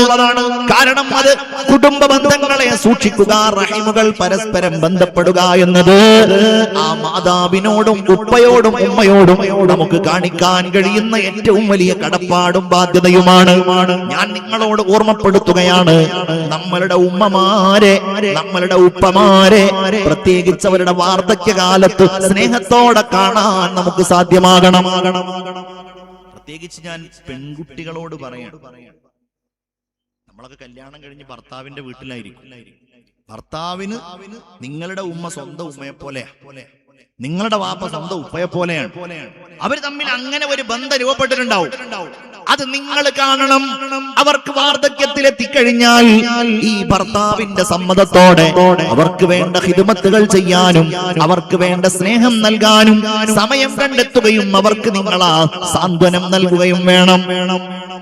അവർക്ക് പ്രായമായി കഴിഞ്ഞാൽ അതൊരു ബാധ്യതയായിട്ട് തന്നെ ഏറ്റെടുക്കണം. കാരണം ഇത് സ്വർഗത്തിലേക്ക് നേരിട്ട് അങ്ങ് പോകാൻ അള്ളാഹു തആല ഒരു വഴി കാണിച്ചാൽ പിന്നെ എങ്ങനെ നമ്മളത് ഒഴിവാക്കുക? നോക്കിയിട്ടില്ലെങ്കിൽ അള്ളാഹു ആ വഴി അങ്ങോട്ട് കുട്ടിയടച്ചാല് നമുക്ക് വലിയ നഷ്ടല്ലേ? ഞാൻ ആ ഭാഗം അവിടെ നിർത്തുകയാണ്. അതുകൊണ്ട് അവരോട് നിങ്ങൾ അങ്ങനെ പറയരുത്. അള്ളാഹു പറയുകയാണ്, വലാ തൻഹറുഹുമാ, അവരെ നിങ്ങൾ വെറുപ്പിക്കാൻ പാടില്ല, അവരെ നിങ്ങൾ വെറുപ്പിക്കാൻ പാടില്ല. വഖുല്ലഹുമാ ഖൗലൻ കരീമാ, മാന്യമായി മാത്രം നിങ്ങൾ ഉമ്മയോടും ഉപ്പയോടും സംസാരിക്കണം. വീണ്ടും അല്ലാഹു പറയുകയാണ്, വീണ്ടും റഹ്മാനായ റബ്ബ് നമ്മളോട് പറയുകയാണ്, വഖ്ഫിദ് ലഹുമാ ജനാഹൽ ദുല്ലി മിനർ റഹ്മ. എന്തൊരു വർത്താനാണിതെന്ന് അറിയോ? ഇതിന്റെ ഒരു ദൃശ്യം എന്ന് പറഞ്ഞാൽ ഞാനിങ്ങനെ ഈ കോഴി തന്റെ കുഞ്ഞുങ്ങളുമായിട്ട് നടക്കുന്നൊരു രൂപമുണ്ട്. കണ്ടവരുണ്ടോ? അങ്ങനെ അതിങ്ങനെ നടന്ന് ഒരു കാക്കയോ, കാക്ക ഇവിടെ ഉണ്ടല്ലോ അല്ലേ, കാക്കയോ അല്ലെങ്കിൽ പരുന്തോ ഒക്കെ ഇങ്ങനെ വന്ന് ഈ കുഞ്ഞുങ്ങളെ പിടിക്കാൻ നേരത്ത് ആ ചിറകുകൾ വിടർത്തുന്നത് കണ്ടിട്ടുണ്ടെങ്കിൽ, ആ ചെറിയ കോഴി അതിന്റെ ചിറകുകൾ വിടർത്തിയിട്ട് ആ കുഞ്ഞുങ്ങളെ മുഴുവൻ അതിന്റെ ഉള്ളിലാക്കും. വഖ്ഫിദ് ലഹുമാ ജനാഹ ദുല്ലി മിനർ റഹ്മ. ഇത് മാതാപിതാക്കൾ ചെറുപ്പത്തിൽ നമുക്ക് നൽകിയിട്ടുണ്ട്. ഏത് കുട്ടിക്കും നൽകിയിട്ടുണ്ട്. നടക്കുമ്പോ വീഴോ, മദ്രസ വിട്ടുവരാൻ വൈകിയാല്, ഒന്ന് അങ്ങാടിയിലേക്ക് എന്തെങ്കിലും സാധനം വാങ്ങാൻ വേണ്ടി പറഞ്ഞയച്ചാല്, ഒരു മിനിറ്റ് വൈകിയാല്, എന്തെങ്കിലും പറ്റിയാല് എന്തിനു പറയണം? സഹോദരന്മാരെ, നമ്മൾക്കൊക്കെ തന്നെ അറിയാലോ, ചെറിയ കരച്ചിലിങ്ങനെ വന്നാലും നമ്മൾ ഉണരും. ഉമ്മ ഉണർന്നിട്ടുണ്ടാവൂല, പക്ഷേ ഉമ്മമാരാ കുഞ്ഞുങ്ങളെ തടവും. വല്ലാത്തൊരു ബന്ധാണത്. ആ ബന്ധം അവർക്ക് പ്രായമായി കഴിഞ്ഞാൽ നിങ്ങൾ അവർക്ക് തിരിച്ചു നൽകണം. ഉമ്മാക്ക് തോന്നണം, റബ്ബേ എന്റെ മോൻ എന്നോട് എന്തൊരിഷ്ടമാണ്. ഉമ്മമാര് സ്നേഹം കൊണ്ട് വീർപ്പുമുട്ടുന്നവരാകണം, ഉപ്പമാര് കാരുണ്യം കൊണ്ട് വീർപ്പുമുട്ടുന്നവരാകണം. വലിയ പെരുന്നാളായി, അല്ലാഹുവേ എന്റെ മക്കൾ എനിക്ക് എത്ര വസ്ത്രങ്ങളാ വാങ്ങിച്ചു കൊണ്ടുവന്നിരിക്കുന്നത്, എന്റെ മക്കൾ എന്നോട് എന്തൊരു സ്നേഹമാ കാണിക്കുന്നത്. ചില ഉപ്പമാര് അഭിമാനത്തോടെ ആഹ്ലാദത്തോടെ പറയാറുണ്ടല്ലോ. അത് പറയാൻ കഴിയണമെങ്കിൽ ആ സമീപനം നമ്മൾ സ്വീകരിക്കണം. എത്രയെത്ര ആളുകളാണ് ഗൾഫിലെ ജോലി ഒഴിവാക്കുന്നത്, എത്രയെത്ര ഉസ്താദുമാരാണ് ജോലി തൽക്കാലം വേണ്ട എന്ന് വെക്കുന്നത്. ചോദിച്ചാല് പറയും, എന്റെ ഉമ്മാക്ക് അസുഖമാണ്, എന്റെ ഉമ്മ രോഗിയാണ്, എന്റെ ഉമ്മ പ്രയാസപ്പെടുകയാണ്. ഉമ്മയെ നോക്കാൻ ജോലി ഒഴിവാക്കുന്ന പണ്ഡിതന്മാരെ എനിക്കറിയാം. അല്ലാഹു അവരുടെ ജീവിതത്തിൽ നഷ്ടം കൊടുത്തിട്ടില്ല. അതാണ് വലിയ പാഠം. വഖ്ഫിദ് ലഹുമാ ജനാഹൽ ദുല്ലി മിനർ റഹ്മ. എന്നിട്ട് അല്ലാഹു പറയുന്ന കാര്യം എന്താണ്? വഖുർ റബ്ബിർഹംഹുമാ കമാ റബ്ബയാനി സഗീറാ. ഇതിനൊക്കെ പുറമെ അവർക്ക് നോക്കണം, അവർക്ക് വേണ്ട കാരുണ്യം കൊടുക്കണം, അവരോട് സ്നേഹം കാണിക്കണം. ഇതിനൊക്കെ പുറമെ നിങ്ങൾ അല്ലാഹുവിനോട് എപ്പോഴും ഉമ്മാക്കും ഉപ്പാക്കും വേണ്ടി ദ്വാരക്കണേ, ദ്വാരക്കുക, അവർക്ക് വേണ്ടി പ്രാർത്ഥിക്കുക. ഏതായാലും കോഴിക്കോട് കടപ്പുറത്ത് ഈ സഹോദരൻ ഇദ്ദേഹത്തോട് ഇത് പറഞ്ഞു. കുറെ സമയം കഴിഞ്ഞു, ഇനി വല്ലതുണ്ടോ എന്ന് ചോദിച്ചു. വീണ്ടും ആയത്ത് ഓതി കൊടുത്തു. ആ സഹോദരൻ പറഞ്ഞു, നിങ്ങൾ എന്റെ വീട്ടിലേക്കൊന്ന് വരൂ. അദ്ദേഹത്തിന്റെ ഭാര്യയുടെ മുമ്പിൽ ഈ ഫൈസി ഈ കാര്യങ്ങൾ വീണ്ടും കേൾപ്പിച്ചു കൊടുത്തു. അവരും കരഞ്ഞു. നമുക്ക് കോട്ടയത്ത് പോകാന്നായി. എല്ലാവരും കൂടെ കോട്ടയത്തേക്ക് പോയി. അവരുടെ അമ്മയെ കണ്ടു. അമ്മയുടെ കാൽ കീഴിൽ ആ മക്കൾ വീണു. അമ്മയോടവർ മാപ്പ് ചോദിച്ചു. അമ്മ ഇവരോട് സ്നേഹത്തോടെ എല്ലാറ്റിനും മാപ്പ് നൽകി. അമ്മയും മക്കളും ഒന്നായി. ഈ ഫൈളിയായ പണ്ഡിതൻ വീണ്ടും അവർക്ക് ഉപദേശങ്ങൾ നൽകി. ഏതാനും ദിവസങ്ങൾ കഴിഞ്ഞപ്പോൾ ആ കുടുംബം ലോകത്തിന്റെ മുമ്പിൽ ഒരു സത്യം വിളംബരം ചെയ്തു. ലാ ഇലാഹ ഇല്ലല്ലാഹ്. ഇന്നും ആ കുടുംബം സന്തോഷത്തോടെ ജീവിക്കുകയാണ്. ചുരുക്കത്തില് ഈ ഒരു വാത്സല്യവും സ്നേഹവും ജീവിതത്തിലെ ഒരു ഇബാദത്തായി കാണും. ജീവിച്ചിരിക്കുന്ന മാതാപിതാക്കളുള്ളവരായിരിക്കും ഇവിടെ ഏറെക്കുറെ ഉണ്ടാവുക. ഞാൻ നിങ്ങളോട് പറയുന്നു, നമ്മളുടെ ഓരോരുത്തരുടെയും മുൻഗാമികളുടെ നന്മകളൊക്കെ അവരുടെ വാപ്പാരുടെയും ഉമ്മാരുടെയും പേരിലാണ് നൽകിയത്. ഇവിടെ നേരത്തെ പറഞ്ഞല്ലോ, പ്രിയപ്പെട്ട ഉസ്താദ് പറഞ്ഞല്ലോ, മദ്രസയുടെ കാര്യത്തിന് വേണ്ടിയിട്ട് ഒരു ചെറിയ സ്വതക്ക, ഇൻഷാ അല്ലാഹ് നല്ലൊരു സ്വതക്ക. ആ സ്വതക്കകൾ ഓരോന്നും ഇൻഷാ അല്ലാഹ് പല നിയത്തുകൾ നമുക്ക് കൊടുക്കാം. അല്ലാഹുവേ, എന്റെ വാപ്പാക്ക് വേണ്ടിയാണ്, എന്റെ ഉമ്മാക്ക് വേണ്ടിയാണ്. ജാരിയായ സ്വതക്ക എന്ന് പറഞ്ഞാൽ സ്വാഭാവികമായിട്ട് നിങ്ങൾ ഒന്നാമത്തെ ദിവസം നല്ല രീതിയിൽ സ്വതക്ക കൊടുത്തിട്ടുണ്ട്, എനിക്കറിയാം. തന്നവർക്ക് ഇനിയും തരാം. നിങ്ങൾക്കറിയാലോ, നാളെ തന്നെ കൊടുക്കേണ്ടതല്ല. ഈ പണി തുടങ്ങി അത് തീരുന്നതിന്റെ മുമ്പ് ഘട്ടം ഘട്ടമായിട്ട് കൊടുക്കുക. അല്ലാഹുവേ, എന്റെ മക്കളിൽ ഒരാള് നിന്റെ കലാമായ ഖുർആന് മനഃപ്പാഠമാക്കുന്ന ഒരാളാകണം. ആ നിയത്തിൽ കൊടുക്കുക. അല്ലാഹുവേ, പടച്ചവനെ, എനിക്കൊന്ന് ഹജ്ജിന് പോകാൻ ഭാഗ്യം ഉണ്ടാവണം. നമ്മുടെ നാട്ടിൽ നിന്നൊക്കെ ആളുകൾ ഇങ്ങനെ ഹജ്ജിന് പോകല്ലേ. ഇൻഷാ അല്ലാഹ് ഇന്നത്തെ ഈ രാത്രിയിൽ അള്ളാഹു നമുക്ക് വലിയ അനുഗ്രഹം നൽകി. ഞാൻ വിചാരിച്ചു നല്ല മഴയായിരിക്കും, കാരണം കഴിഞ്ഞ ദിവസങ്ങളിലൊക്കെ നല്ല മഴയാണ് എല്ലായിടത്തും. ഇവിടെ മഴ ഉണ്ട് എന്നാണ് ഞാൻ അന്വേഷിച്ചത് മനസ്സിലായത്. ഇന്ന് അൽഹംദുലില്ലാഹ് മഴയൊന്നുമില്ല. മഴ ഇല്ലാത്ത വലിയൊരു സന്തോഷമായിട്ട് പറയല്ല, പക്ഷെ ഒരു പരിപാടി നടക്കുമ്പോൾ മഴ ഇല്ലാതിരിക്കുക എന്നുള്ളതാണല്ലോ ഒരു അനുഗ്രഹം. ഇൻഷാ അല്ലാഹ് നല്ല ഒരു നിയ്യത്ത്. പടച്ചവനെ, എന്റെ ഉമ്മ മരണപ്പെട്ടു പോയി. ഉമ്മായുടെ ഖബറിലേക്ക് ഒരു ജാരിയായ സ്വതക്കയാകാൻ ഞാൻ ഇതാ മദ്രസയിലേക്ക് കൊടുക്കുന്നു. റബ്ബേ, എന്റെ ഉപ്പ എനിക്ക് വേണ്ടി എത്ര പണം ചെലവഴിച്ചു, എനിക്ക് ഭക്ഷണം നൽകി, എന്നെ വളർത്തി വലുതാക്കി. എന്റെ ഉപ്പ തന്ന സ്ഥലത്താണ് ഞാൻ വീട് വെച്ച് താമസിക്കുന്നത്. അല്ലാഹുവേ, എന്റെ ഉപ്പ ജീവിച്ചിരിക്കുന്നുണ്ട്, ദീർഘായുസ് കൊടുക്കാൻ. അല്ലാഹുവേ, എന്റെ ഉപ്പാക്കോ ഉമ്മാക്കോ ഹജ്ജ് ചെയ്യാൻ കഴിഞ്ഞില്ല. റബ്ബേ, എനിക്കൊന്ന് ഹജ്ജ് ചെയ്യാൻ തൗഫീഖ് ഉണ്ടാവണം. ആ നിയ്യത്തിന് വേണ്ടി ഞാൻ ഇതാ മദ്രസയിലേക്ക് ഒരു സ്വതക്ക ചെയ്യുന്നു എന്ന് പറഞ്ഞിട്ട് നല്ല ഒരു സ്വതക്ക. ഒന്ന് കണ്ണടച്ചിട്ടൊന്ന് ആലോചിക്കുക, എന്നെ കൊണ്ട് കഴിയോ 6666 രൂപ ഇൻഷാ അല്ലാഹ് ഈ മദ്രസയുടെ പണിയിലേക്കൊന്ന് ഹജ്ജിന് പോകാൻ നിയ്യത്ത് ചെയ്തിട്ട് ഇൻഷാ അല്ലാഹ് നിങ്ങൾ നിയ്യത്ത് ചെയ്താൽ അല്ലാഹു തആല അതിനുള്ള വഴി എളുപ്പാക്കി തരും. ഏതെങ്കിലും ഒരു സഹോദരൻ ഉണ്ടോ? എനിക്ക് വേറൊരു കാര്യം കൂടെ മനസ്സിലാക്കേണ്ടതാണ്. ഞാൻ ഇവിടെ ഇങ്ങനെ നോക്കുമ്പോ കുറെ ചെറിയ മക്കൾ ഇരിക്കുന്നുണ്ട്. ഈ മദ്രസ നാളെ ഇതിനേക്കാളും ഗംഭീരാക്കേണ്ട ആളുകളാണ്. 10ഉം 15ഉം 12ഉം 8ഉം ഒക്കെ വയസ്സായ മക്കള്. അന്ന് അവർക്ക് അതിനുള്ള ഒരു മാതൃക കിട്ടുന്നത് ഇന്ന് നമ്മൾ ഈ മജ്ലിസിൽ ഇരുന്ന് കൊണ്ട് കൊടുക്കുമ്പോഴാണ്. എനിക്ക് അറിയാം, നിങ്ങളൊക്കെ മിനിഞ്ഞാന്ന് നന്നായിട്ട് സ്വതക്ക കൊടുത്തിട്ടുണ്ട് എന്ന് എന്നോട് എല്ലാവരും പറഞ്ഞു. പക്ഷെ ഈ സദസ്സിൽ ഇനി നാളെ നമുക്കൊരു സദസ്സില്ലല്ലോ. ഏതെങ്കിലും ഒരാള് ഇൻഷാ അല്ലാഹ് 6666 മനസ്സിൽ നല്ല ഒരു നിയ്യത്ത് വെച്ചിട്ടൊന്ന് കൈപൊക്കാൻ തയ്യാറുള്ള ആരെങ്കിലും ഒരാളുണ്ടെങ്കിൽ ഇൻഷാ അല്ലാഹ് ഒന്ന് കൈപൊക്കി. ഏതെങ്കിലും ഒരാൾ. മാഷാ അല്ലാഹ്. പറഞ്ഞു തീരുന്നതിന്റെ മുമ്പ് ഒരു സഹോദരൻ. മാഷാ അല്ലാഹ്. പറഞ്ഞു തീരുന്നതിന്റെ മുമ്പ് രണ്ടാമത്തെ ആൾ. നിങ്ങൾ വേറൊരു കാര്യം നോക്കി, ഈ കുട്ടികളൊക്കെ നോക്കുന്നുണ്ടില്ലേ? നിങ്ങളൊരു ബേജാറും വേണ്ട. ഈ കുട്ടികളത് കാണുകയാണ്. ഏതുപോലെ പഴയ കാലത്ത് ഉസ്താദുമാരൊക്കെ വാള് പറയുമ്പോ നമ്മൾ കണ്ടില്ല. മൂന്നാമത്തെ ഒരാളും കൂടെ അങ്ങ് പറഞ്ഞാൽ ഇൻഷാ അല്ലാഹ് മാഷാ അല്ലാഹ്. മൂന്നാമത്തെ ആള് പറയാൻ പറഞ്ഞപ്പോഴേക്ക് നാലാമത്തെ ആളും പറയും. ഇതെന്തൊരു സദസ്സാണ്. ഇനി എന്നോട് വേണമെന്നുണ്ടെങ്കിൽ മാനു എന്നോട് പറഞ്ഞ കാര്യം ഞാൻ അവിടെ വെളിപ്പെടുത്തണം.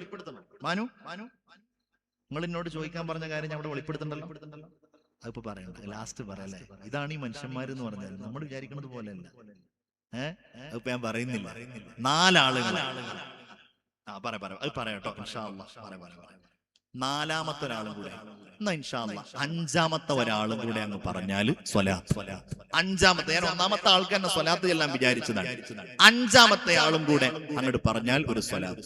നാലാളുകൾ പറഞ്ഞു അൽഹംദുലില്ലാഹ്. എല്ലാവരും തവസ്സൽനാ ബിസ്മില്ലാഹ് വബിൽ ഹാദി റസൂലില്ലാഹ് വകുല്ലി മുജാഹിദിൻ ലില്ലാഹ് വഅഹ്ലിൽ ബദ്രി യാ അല്ലാഹ് സ്വലാത്തുല്ലാഹ് സലാമുല്ലാഹ് അലാ ത്വാഹ റസൂലില്ലാഹ് സ്വലാത്തുല്ലാഹ് സലാമുല്ലാഹ് അലാ യാസീൻ ഹബീബില്ലാഹ്.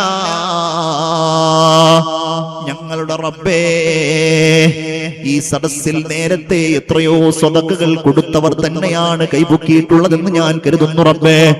എന്നാലും ഈ വാള് കേട്ടിട്ട് ഉമ്മയുടെ പേരിൽ ഉപ്പയുടെ പേരിൽ അല്ലാഹുവേ സ്വന്തമായിട്ടൊന്ന് ഹജ്ജിന് പോകാൻ, ഇനി മാതാപിതാക്കളുടെ പേരിലും ഹജ്ജിന് പോകാൻ, അങ്ങനെയൊക്കെ കൽബിൽ നിയ്യത്ത് ചെയ്തിട്ട് എന്തൊക്കെ ഹലാലായ നിയ്യത്ത് വെച്ചിട്ടാണോ ഈ ഇരിക്കുന്നവരിൽ 5 ആളുകൾ കൈപൊക്കിയതല്ലാ, അവരാ ഉദ്ദേശിച്ച കാര്യം നീ സഫലമാക്കണേ അല്ലാ, ഹാസിലാക്കണേ അല്ലാ. അവരുടെ മുറാദുകൾ നീ ഹാസിലാക്കണേ റഹ്മാനേ. അവരുടെ ഹൃദയത്തിലേക്ക് നോക്കുന്ന റബ്ബേ, ഞാൻ ഇഹ്സാനിനെ കുറിച്ച് വഅദ് പറഞ്ഞല്ലോ ഇവിടെ. ദുനിയാവിൽ നിന്നൊന്നും ആഗ്രഹിച്ചിട്ടല്ല, തരികയാണല്ലോ റബ്ബേ, നിനക്ക് വേണ്ടി നൽകുകയാണല്ലോ. അല്ലാഹുവേ, അവരുടെ നിയ്യത്തുകളെ പൂർത്തിയാക്ക് അല്ലാ. അവരുടെ കൈകളിൽ ഇരട്ടി ഇരട്ടിയായി ദുനിയാവിൽ നിന്ന് തന്നെ നീ നൽകണേ അല്ലാ. ദുനിയാവിലും ആഖിറത്തിലും അതിന്റെ പ്രതിഫലം നൽകണേ അല്ലാ. പ്രത്യേകിച്ച് ഹജ്ജിന് പോകാനുള്ള നിയ്യത്തുകൾ വെച്ചിട്ട് ആരെങ്കിലും തരുന്നെങ്കിൽ ചുരുങ്ങിയതിന്റെ അപ്പുറത്തൊരു 3 പൂജ്യമെങ്കിലും ഇടണം. അല്ലാഹുവേ പടച്ചവനെ, ഒരു 2 പൂജ്യമെങ്കിലും ഇടണം. 6 ലക്ഷത്തിന്റെ മുകളിൽ വേണം ഒരാൾക്ക് ഹജ്ജിന് പോകാൻ. ഭാര്യയെ കൂട്ടിയിട്ട് പോകാൻ എത്ര രൂപ വേണം? അല്ലാഹുവേ, നിയ്യത്ത് ചെയ്യുന്നവർക്ക് അതിനുള്ള പണം നീ നൽക് അല്ലാ. ആമീൻ യാ റബ്ബൽ ആലമീൻ. 5 ആളുകളായി. ആറാമത്തത് ആരെങ്കിലും ഉണ്ടോ? 5 പേര് പറഞ്ഞു. ഇനിയും 5 ആളുകളിൽ ഒതുങ്ങണ്ട ഇൻഷാ അല്ലാഹ്, ഞാനും കൂടെ ഉണ്ട് എന്ന് പറയാൻ. അതിന് സഹോദരിമാരുടെ ഭാഗത്ത് ആരെങ്കിലും ഉണ്ടെന്നൊന്ന് നോക്കിയേ. അൽഹംദുലില്ലാഹ്, അദ്ദേഹം 6ാമത്തെ ആളല്ലേ?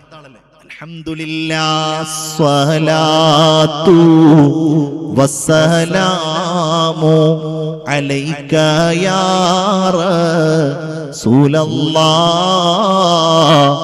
അസ്സലാത്തു വസ്സലാമു അലൈക യാ ഹബീബല്ലാഹ്.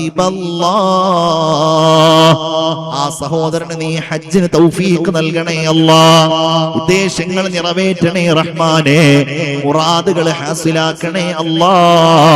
പ്രത്യേകിച്ച് റബ്ബേ, പലതരത്തിൽ നിനക്ക് മാത്രം അറിയാവുന്ന കാര്യങ്ങൾ ഇങ്ങനെ മനസ്സിൽ വെക്കുന്നുണ്ടാകും. പടച്ചവനെ, മക്കളില്ല, മക്കളെ കല്യാണം ശരിയായിട്ടില്ല, അല്ലാഹുവേ കച്ചവടത്തിൽ ഇന്ന കാര്യം ശരിയാകാനുണ്ട്, ഇങ്ങനെ കരുതുന്നവർ എന്തൊക്കെ മുറാദുകൾ കരുതുന്നുണ്ടോ നീ ഹാസിലാക്ക് അല്ലാ. ആമീൻ യാ റബ്ബൽ ആലമീൻ. 7ാമത്തെ ആളാരാ? 7ാമത്തെ ആളുണ്ടോ? 7. മക്കളൊക്കെ ആവേശത്തോടെ കസേരമേ കയറി നിൽക്കണ്ട, ഓരത് കാണാനുള്ള കൊതിയുണ്ട്. 7ാമത്തെ ആളുണ്ടോ? 6 ആളുകൾ തന്നെ. അൽഹംദുലില്ലാഹ്. സഹോദരിമാരാരെങ്കിലും ഒരാളെങ്കിലും ഒരു പ്രതിനിധി ഉണ്ടായിക്കോട്ടെ ഇൻഷാ അല്ലാഹ്. അവരാരും ഒരു 6000 പറയാനുള്ള വകുപ്പില്ലേ? ഇൻഷാ അല്ലാഹ്. ഉണ്ടോ? ബേജാറാകണ്ട കേട്ടോ, കഴിയുന്നവർ തന്നാൽ മതി. ഇനി സഹോദരന്മാരാരെങ്കിലും ഉണ്ടോ? നിങ്ങൾ മിനിഞ്ഞാന്നൊക്കെ നല്ല പൈസ കൊടുത്തവരാണെന്ന് ഇവിടെ പറഞ്ഞു. ഞാനൊരു 2 സ്വതക്ക കൂടെ ചോദിച്ച് അവസാനിപ്പിക്കുകയാണ്. 2 ചെറിയ സ്വതക്ക. നേരത്തെ ഒരു സഹോദരൻ 3000 രൂപ പറഞ്ഞു. സല്ലല്ലാഹു അലാ മുഹമ്മദ് സല്ലല്ലാഹു അലൈഹി വസല്ലം. അല്ലാഹുവേ സ്വീകരിക്കണേ റഹ്മാനേ, കബൂലാക്കണേ തമ്പുരാനേ. ആ സഹോദരന്റെ മാതാപിതാക്കൾക്ക് മഗ്ഫിറത്ത് നൽകണേ അല്ലാ. അദ്ദേഹത്തിന്റെ മുറാദുകൾ എന്താണെങ്കിലും നീ ഹാസിലാക്കണേ അല്ലാ.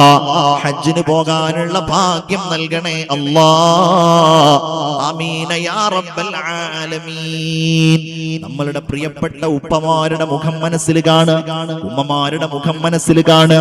അല്ലാഹുവേ, കഴിഞ്ഞ ദിവസം ഞാൻ കൊടുത്തതാണെങ്കിലും ഞങ്ങളുടെ നാട്ടിലെ ദീനിന് വേണ്ടിയാണല്ലോ, മദ്രസക്ക് വേണ്ടിയാണല്ലോ കൊടുത്താൽ അതിവിടെ കാണുമല്ലോ റബ്ബേ. ഒരു 2001 രൂപ ഞാനിതാ അതിലേക്ക് നിയ്യത്ത് ചെയ്യുന്നുവെന്ന് പറയാൻ. 2 സദഖ ചോദിക്കണ്ടായിട്ട് 1 2001 ഇൻഷാ അല്ലാഹ്.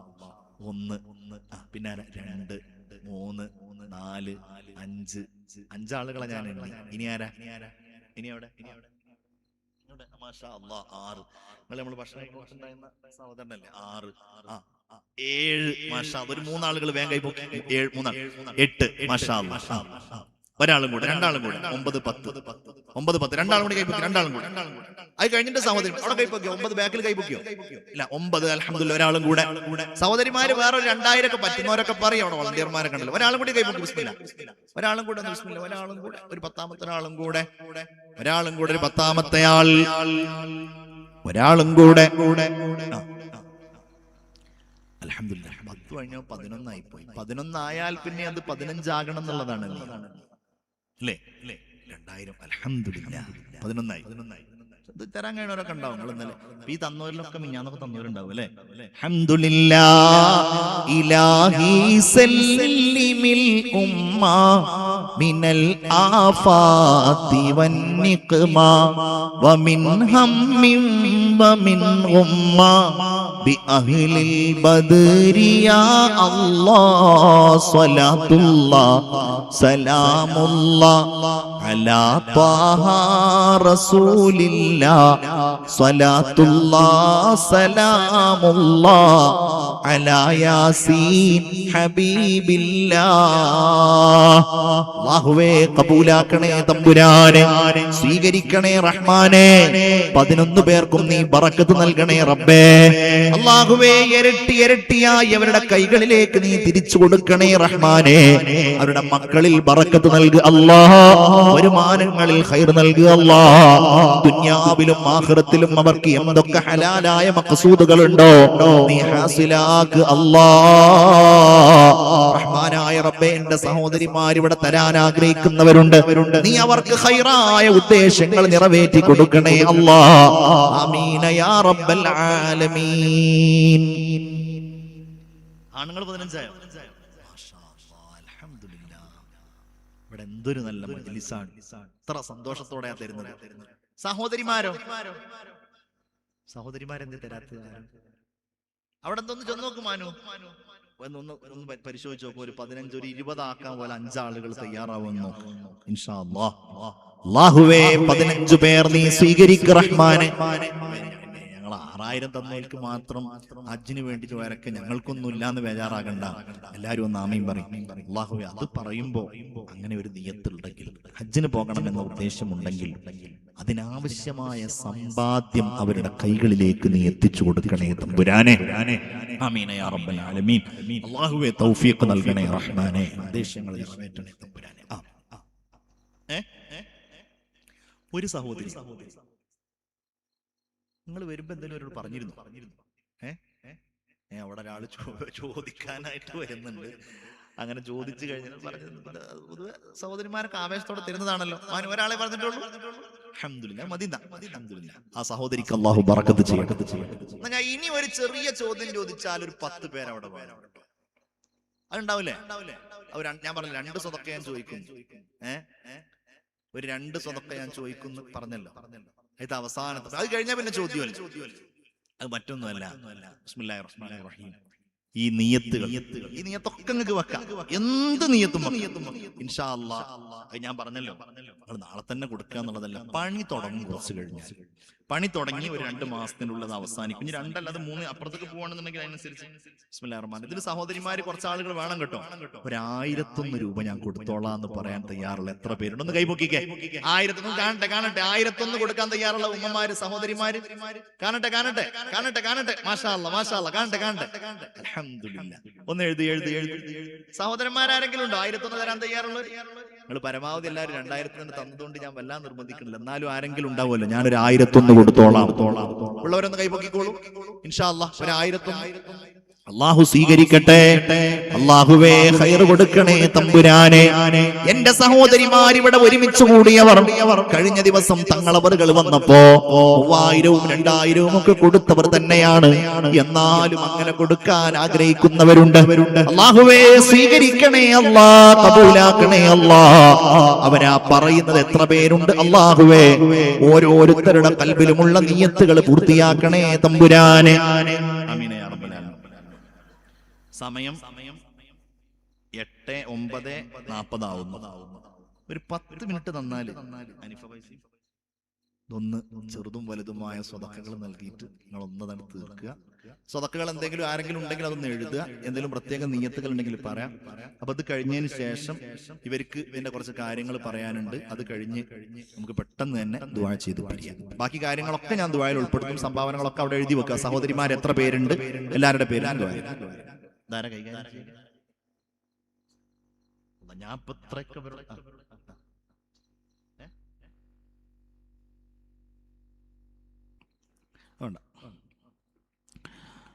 അൽഹംദുലില്ലാഹി റബ്ബിൽ ആലമീൻ ഹംദൻ യുവാഫി നിഅമഹു വയുകാഫി മസീദ. اللهم صل وسلم وبارك على سيدنا محمد وعلى آل سيدنا ومولانا محمد. اللهم إنا نسألك من النعمة تمامها ومن العصمة دوامها ومن العافية حصولها. اللهم كن لنا ولا تكن علينا. اللهم اختم بالسعادة آجالنا وحقق بالزيادة آمالنا وقرم بالعافية غدونا وآصالنا واصبب سجال عفوك على ذنوبنا ومن علينا بإصلاح عيوبنا. أرحم الراحمين يا ملك الملوك يا രാജ സയ്യിദായ അല്ലാഹ്. 2-3 ദിവസങ്ങളിലായി ഈ മജ്ലിസ് ഞങ്ങൾ സംഘടിപ്പിച്ചു. ഇവിടെ ഞങ്ങൾ വന്നിരുന്നു. എല്ലാ കാര്യങ്ങളും നീ സ്വീകരിക്കണേ റഹ്മാനേ. ഈ സദസ്സിന് വേണ്ടി ഞങ്ങൾ ചെയ്ത ഓരോ കാര്യങ്ങളും നീ വലിയ പ്രതിഫലമുള്ള അമലുകളായി കബൂലാക്കണേ തമ്പുരാനെ.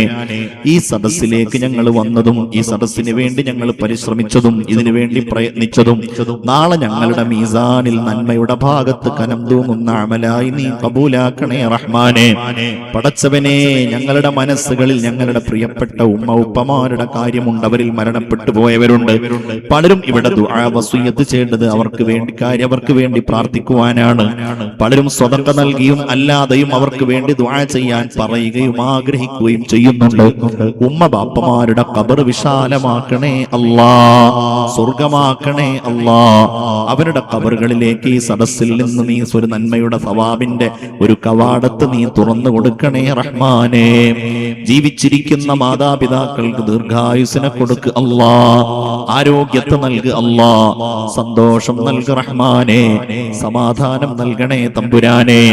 അവരുടെ പൊരുത്തം ഞങ്ങൾക്ക് നൽകണേ റബ്ബേ. ഇവിടെ ദുആ കൊണ്ട് ആരൊക്കെ വസിയ്യത്ത് ചെയ്തുവോ അവരുടെയൊക്കെ മുറാദുകൾ ഹാസിലാക്കണേ റഹ്മാനേ. ഇവിടെ മാനു പറഞ്ഞ ഏതൊക്കെ കാര്യങ്ങളുണ്ടോ അതിനുവേണ്ടി കാര്യങ്ങൾ ആരുടെയൊക്കെ കാര്യങ്ങൾ പറഞ്ഞുവോ ആ കാര്യങ്ങളെല്ലാം സ്വീകരിച്ച് അവർക്ക് നീ വലിയ പ്രതിഫലം നൽകണേ അല്ലാ. അവരുടെ ഉദ്ദേശങ്ങൾ നിറവേറ്റണേ അല്ലാ. അവരുടെ കുടുംബത്തിൽ ബറക്കത്തും ഖൈറും നൽകണേ റഹ്മാനേ. അല്ലാഹുവേ, ഞങ്ങളിൽ പലരും രോഗികളാണല്ലാ. പല ഭാഗങ്ങളിലും വേദനയുള്ളവരുണ്ട് റഹ്മാനേ. വേദനകളെ സുഖപ്പെടുത്തണേ അല്ലാ. രോഗങ്ങളെ ശിഫയാക്കണേ അല്ലാ. രോഗികളുടെ രോഗങ്ങളെ നീ സമൃദ്ധി ശിഫയാക്കണേ തമ്പുരാനെ. ഈ കൈകൾ ഉയർത്തിപ്പിടിച്ച് ആമീൻ പറയുന്ന ആരുടെയൊക്കെ മനസ്സിൽ ആരുടെയൊക്കെ രോഗകാര്യങ്ങളാണോ ഉള്ളത് ആ കാര്യങ്ങൾക്കൊക്കെ നീ ശമനം നൽകണേ അല്ലാ. പ്രഷർ, ഷുഗർ, അറ്റാക്ക്, കൊളസ്ട്രോൾ തുടങ്ങിയ എല്ലാ ചെറുതെന്ന് ഞങ്ങൾ കരുതുന്ന രോഗങ്ങളിൽ നിന്നും സമാധാനം നൽകണേ റഹ്മാനേ. ഞങ്ങളുടെ ശരീരത്തിൽ ശരീരത്തിന് ആഫിയത്ത് നൽകണേ അല്ലാ. ക്യാൻസർ നൽകല്ല റബ്ബേ, കിഡ്നി രോഗം നൽകല്ല റബ്ബേ, അറ്റാക്ക് നൽകല്ലേ അല്ലാ. അപകടങ്ങളിൽ നിന്ന് കാക്ക് നാഥാ. നിന്റെ ഹിഫ്ളും നിന്റെ കനഫും കൊണ്ട് ഞങ്ങൾക്ക് നീ റാഹത്ത് നൽകണേ അല്ലാ. ഒരപകടവും നൽകല്ല റബ്ബേ. വാഹനങ്ങളിൽ യാത്ര ചെയ്യുന്നവരാണ്, ഒരു അപകടവും നൽകല്ല റബ്ബേ. സുരക്ഷിതത്വം നൽകണേ റഹ്മാനേ. എന്റെ നാട്ടിലെ ഒരു സഹോദരി, എന്റെ സഹോദരിയുടെയൊക്കെ കൂടെ പഠിച്ച ഒരു സഹോദരി ഇന്നലെ വൈകുന്നേര സമയത്ത് ഒരു ആക്സിഡന്റിൽ പെട്ട് മരണപ്പെട്ടു പോയി. ആ സഹോദരിക്ക് നീ പുറത്തു കൊടുക്കണേ തമ്പുരാനെ. ആ സഹോദരിയുടെ മക്കൾക്ക് നീ ക്ഷമ പ്രദാനം ചെയ്യണേ റബ്ബേ. കുടുംബങ്ങൾക്ക് സമാധാനം നൽകണേ റഹ്മാനെ. ആ സഹോദരിയുടെ ദോഷങ്ങളൊക്കെ പുറത്തവർക്ക് നീ സ്വർഗത്തിൽ വലിയ പദവി നൽകണേ അല്ലാ. അല്ലാഹുവേ, ഇവിടെ ദുആ വസിയത്ത് ചെയ്ത ആരൊക്കെയാണോ ചെറുതും വലുതുമായ ദാനധർമ്മങ്ങൾ ചെയ്തത്, നീ ഖൈറിലാക്കണേ അല്ലാ. പടച്ചവനെ, ലേലം ചെയ്തു കൊണ്ടുപോയ സാധനങ്ങളിൽ ബറക്കത്ത് നൽകണേ റഹ്മാനെ. അവർക്ക് വേണ്ടി ഉസ്താദ് അവറുകൾ ചെയ്ത ദുആകളെ സ്വീകരിക്കണേ തമ്പുരാനെ. എല്ലാവരും എഴുന്നേറ്റ് നിൽക്കൂ. റഹ്മാനായ റബ്ബേ, ഈ നാട്ടിൽ ബറക്കത്ത് ചെയ്യ് അല്ലാ. ഈ നാട്ടിലെ കൃഷികളിൽ ബറക്കത്ത് ചെയ്യ് അല്ലാ. ഈ നാട്ടിലെ കച്ചവടങ്ങളിൽ ബറക്കത്ത് ചെയ്യ് അല്ലാ. ഈ നാട്ടിലെ ജനങ്ങൾക്കിടയിൽ ഖൈർ നൽകണേ റഹ്മാനെ. സ്വന്തം കാര്യങ്ങളെക്കാൾ, വീട്ടിലെ കാര്യങ്ങളെക്കാൾ ആവേശത്തോടെ പള്ളിയുടെ കാര്യം, മദ്രസയുടെ കാര്യം, ഈ പരിപാടിയുടെ കാര്യം മാസങ്ങളായി കൊണ്ട് നടക്കുന്ന നിന്റെ ഭാരവാഹികൾക്ക് ഖൈർ കൊടുക്കണേ അല്ലാ. അവരെ നീ സ്വീകരിക്കണേ അല്ലാ. അതിന് പകരമായി നീ ദുനിയാവിൽ അവരുടെ കാര്യങ്ങളിൽ എളുപ്പം നൽകണേ അല്ലാ.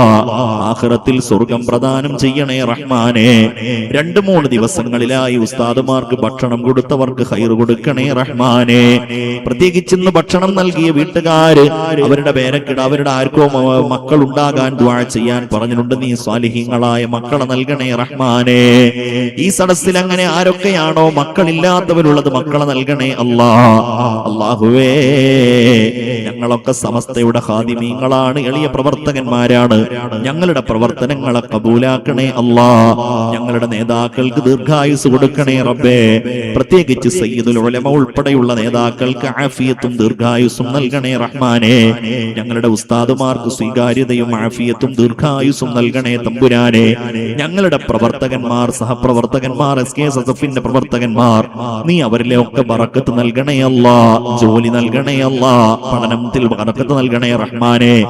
ഈ പരിപാടിക്ക് വേണ്ടിയിട്ട് ഫ്ലെക്സ് ഒട്ടിച്ചവർ, ഫ്ലെക്സ് കൊണ്ടുപോയവർ, നോട്ടീസ് വിതരണം ചെയ്തവർ, പരസ്യം നൽകിയവർ, അല്ലാഹുവേ, അവരുടെ കാര്യത്തിലൊക്കെ നീ എളുപ്പം നൽകണേ അല്ലാ.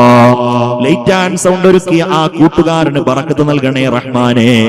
ലൈവ് ഒരുക്കിയ പ്രിയപ്പെട്ട ഷമീർ ബാബുവിന്റെ കാര്യങ്ങളിൽ, മക്കളുടെ കാര്യങ്ങളിൽ, കുടുംബങ്ങളിൽ ഖൈർ നൽകണേ റഹ്മാനെ. അല്ലാഹുവേ, ഇതിന് നേതൃത്വം നൽകുന്ന, ഈ നാട്ടിലെ ദീനീ കാര്യങ്ങൾക്ക് നേതൃത്വം നൽകുന്ന ഹനീഫ ഫൈസി ഉൾപ്പെടെയുള്ള ഇവിടുത്തെ ഓരോ ഉസ്താദുമാരുടെയും തഅലീം, തദ്രീസ്, മൗഇദത്തിൽ ഖൈർ നൽകണേ റഹ്മാനെ. അവർക്ക് ബറക്കത്ത് കൊടുക്കണേ അല്ലാ. ഈ സദസ്സിനെ നീ സ്വീകരിക്കണേ അല്ലാ. ഞങ്ങളൊക്കെ ഈ ലോകത്ത് നിന്ന് വിട പറയുമെന്ന കാര്യം ഉറപ്പാണ്. അത് എപ്പോഴാണ്, എവിടെ വെച്ചാണ്, എങ്ങനെയാണെന്ന് നിന്റെ തീരുമാനമാണ് അല്ലാ. കലിമ ചൊല്ലാനുള്ള ഭാഗ്യം നൽകണേ അല്ലാ. ഞങ്ങളുടെ ഭാര്യ സന്താനങ്ങൾക്ക് അത് നൽകണേ റഹ്മാനെ. മാതാപിതാക്കൾക്ക് നൽകണേ അല്ലാ. അല്ലാഹുവേ, ഞങ്ങളുടെ ഖബർ റാഹത്തിലാക്കണേ അല്ലാ. ഞങ്ങളുടെ വിചാരണ നീ എളുപ്പമാക്കണേ റഹ്മാനെ. നിന്റെ റസൂലുള്ളാഹിന്റെ ഹൗദുൽ കൗസർ ഞങ്ങൾക്ക് ഉറപ്പാക്കണേ അല്ലാ. ലിവാഉൽ ഹംദ് ഞങ്ങൾക്ക് ഉറപ്പാക്കണേ അല്ലാ. സ്വർഗ്ഗലോകത്ത് വെച്ച് നിന്റെ ലിഖാ ഞങ്ങൾക്ക് നീ നൽകണേ അല്ലാ.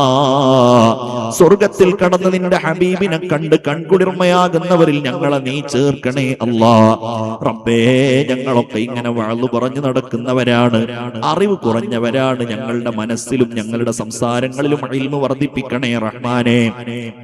പറയുമ്പോഴും കേൾക്കുമ്പോഴും ഈമാൻ ശക്തിപ്പെടുത്തണേ അല്ലാ. കേൾക്കുന്നവരുടെ മനസ്സിൽ ഇത് കേൾക്കുമ്പോ ഈമാനികമായ ചൈതന്യം നൽകണേ റഹ്മാനെ. ഞങ്ങൾക്ക് ശബ്ദം നിലനിർത്തി തരണേ തമ്പുരാനെ. ദീർഘകാലം ആരോഗ്യത്തോടെ ദീനീ സംരംഭങ്ങളിലും സദസ്സുകളിലും സംസാരിക്കാൻ ഞങ്ങളെപ്പോലെ വഅദ് പറയുന്നവർ, പ്രസംഗിക്കുന്നവർക്ക് തൗഫീഖ് നൽകണേ അല്ലാ. അല്ലാഹുവേ, ഡ്രൈവ് ചെയ്ത് ഞങ്ങളെ കൊണ്ടുപോകുന്നവരുണ്ട്, ഞങ്ങളെ സ്നേഹിക്കുന്നവരുണ്ട്, സഹായിക്കുന്നവരുണ്ട്. ഖൈർ നൽകണേ അല്ലാ. ലിസ്റ്റുകളിലൊക്കെ എഴുതി ഏതൊക്കെ കാര്യങ്ങൾക്ക് ഇവിടെ ദുആ ചെയ്യാൻ പറഞ്ഞിട്ടുണ്ടോ അത് ഓരോന്നും നിനക്കറിയാമല്ലോ റബ്ബേ.